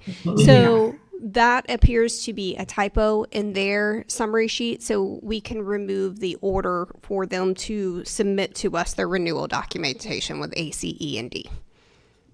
Yes, we don't have it and we've never had it. Okay. So thank you. No problem. It looks like there's another Southeastern on their website, so it may have just been you got transposed. Yeah, okay. One quick question, just looking at your placement, and I don't know if I caught it earlier, you'd mentioned that you didn't have any, did you say you didn't have any grads for this last reporting year for your institutional placement reporting? Or if you did, what was it? Because you missed it the last couple of years. Are you in any risk based upon your placement for these programs or for nursing? For nursing? No, we've been reporting. Okay. We've reported the placement to ACCSC and CIE for nursing for the Boynton Beach program. I don't believe we were below benchmark. Suzanne Burns, can you? Yeah, absolutely. I'm pulling it up for you right now. For last year, or for our last reporting period for ACCSC as an institution overall, we were at 87%. We only have one program that was below, and it was by one student. So I believe we're in good standing. Okay, thank you. Any further questions or comments? Hearing none, do I have a motion to accept staff recommendations for number 1661? Motion. The updated staff recommendation, right? Yeah. Okay, perfect. Apologies. Yeah, as noted. Yes. Yep. So we have first and second. Yep. Great. First and second, all in favor? Aye. Aye. Any opposed? That motion carries. I don't think you guys get to go anywhere because Section A has different and separate staff recommendations for number 2068. And can I assume that everybody on the line is still affiliated with from Boynton Beach to Miami Lakes? Absolutely. That is correct. Okay. Just making sure. This one does happen to have one contingency. And the motion that we just took, right, Counselor, was only for 1661. We're going to need a separate motion for 2068, correct? That's correct. Okay. All right. Any lack of clarity there between commissioners or the representatives? You guys have questions or comments on this one as well? Any public comment on that? Hearing none, do I have a motion to accept staff recommendations for number 2068? So moved. Second. Moved and seconded. All in favor? Aye. Aye. Opposed? That carries as well. Thank you all for being here. Good luck with that, okay? We're looking forward to hearing your success. Thank you. Thank you so much. Thank you. Bye-bye. All right. Number 12 is St. Matthew's University School of Medicine, Orlando, number 2634. And Chair Williams, you did accept that one by consent. Yep. You are correct. All right. So that should move us through to section M, which is none, section N, which is none, section O, which is religious colleges and sworn affidavits. There are 73 items in this section. Whew. Let me make sure I got this right because I wrote them down yesterday. The director has noted to pull numbers 13, 39, 54, 58. And also separately number 67, because I believe Dr. Stefano is associated. Right. Director, do you have any additional beyond what I just noted? No additional. Okay. Then Commissioner Caballero, do you have any additional that you'd like to pull? None additional. Commissioner Lynn? Nope, not for me. Commissioner Giuliano? No. All right. Then I suppose I need a motion to take this section by consent, and then I don't have to do that separately. I can just note the ones that we're going to do. Does that work purposefully since I didn't ask for a consent motion? Counselor, is that okay? There should be a vote and a motion to take the section by consent. All right, so let's do that first, and then I'll note the acceptance of staff's recommendations without the ones that we just. So do I have a motion to accept section O by consent? Moved and seconded. All in favor? All right. Aye. Any opposed? That motion carries. Now we know which ones we have. So let me see if I can do this right the first time. Do we have a motion to accept items 1 through 12, 14 through 38, 40 through 53, 55 through 57, 59 through 66, and 68 through 73? So moved. Second. Moved and seconded. All in favor? Aye. Aye. Any opposed? That motion carries. I'm rather proud of myself on navigating that this late in the afternoon without more coffee. All right, so that puts us at number 13. Director, I'm going to defer to you because I think these were program modifiers. Boston Christian University, Cape Coral. Yes, so and I'll read them out loud. So number 13 is Boston Christian University. Number 39 is International Christian Vision Ministerial University and Clergy Council. Number 54 is Michael's Christian University and College of Wealth of Leadership. Number 58 is Rima University. And separately, number 67 is St. Vincent de Paul Regional Seminary. So we are recommending staff would like to pull 13, 39, 54, and 58 for concerns related to a lack of religious modifier in programmatic names. And then there does not need to be a motion on those because we will pull them for additional discussion, and then we will need to consider 67 separately. Okay, so I thought we did just take a motion to accept all but those. You did. We pulled all of those, but because 67 was only pulled because of his affiliation or Dr. Stefano's affiliation, we'll have to take that one individually. So we need a motion purely for number 67 Yes. because the other four you guys are handling internally. That is that correct. what a motion? Yes. Okay, now, gotcha. Okay. And to be So clear, then do I have a motion to accept number 67, noting Dr. Stefano's not voting in this? So moved. Second. Moved and seconded. All in favor? Aye. Aye. Any opposed? That motion carries. Okay. Does that, Director, clear out the 73 items in Section O? Yes, it does. Okay. All right.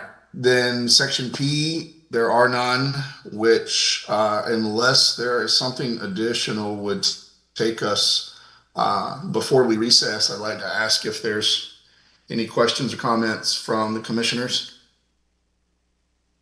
Well, a quick comment. Commissioner Williams, thank you so much for your leadership in today's meeting. Just exceptional in articulating the values that I believe all the current commissioners share, and trying to always keep the eye on the ball when it comes to protecting students, but also trying to have good actors in the industry thrive. So there's a mutual correlation there. So I just want to say thank you, and also to the staff, and welcome to the new commissioners. It's a privilege and pleasure to have you here with us. Thank you for that so much. I'm super excited about Dr. Lynn and Commissioner Iuliano being here. You guys have a depth of knowledge and experience. You're in the trenches taking grenades. And, that's the kind of people who can look at things not theoretically or, hypothetically, but, and how it's going to play out in the real world. It's awesome to have people with your experience here on the commission. I'm excited about that. And really appreciate you giving your time to the state like this and contributing to the success of Floridians. And Dr. Stefano, thanks for what you said. I tried my best to wrangle in my passion, if I can tactfully say that, but it's America makes it exceedingly easy to be successful within the confines of the law. And unlike any other nation in the world, you can succeed with integrity and without malice, and there's no excuse for lacking one and having the other. So I appreciate that. I know my Georgia accent comes out when I start feeling that way, and I'll tack on that when we encounter folks who maybe aren't consistent with the values that the state of Florida is trying to put forth. My running joke is, should send these folks to live with my mama for a couple of weeks, and she'll dial that right out of them, right?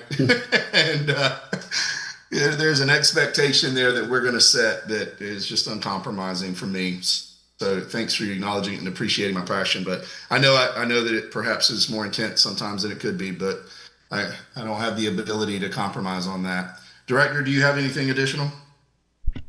I do not. Welcome to our two new commissioners. We're thrilled to have you with us. Outstanding. And I want to note Ms. McDonald too has been quiet, but I'm so excited to have her back on this team and contributing. Going to be super, super awesome in January, which I guess we're expecting a big turnout. And for those of you that are still listening, if you're on the agenda in January, we would love for you to visit us in person so that we can have a more meaningful and thoughtful conversation to guide everyone, including students, towards success. So if there's no public comment, I believe we can move to recess until 9 a.m. tomorrow. Non-degree granting institutions, we have a pretty packed agenda tomorrow, so get some good rest and enjoy the rest of your day, and we are in recess.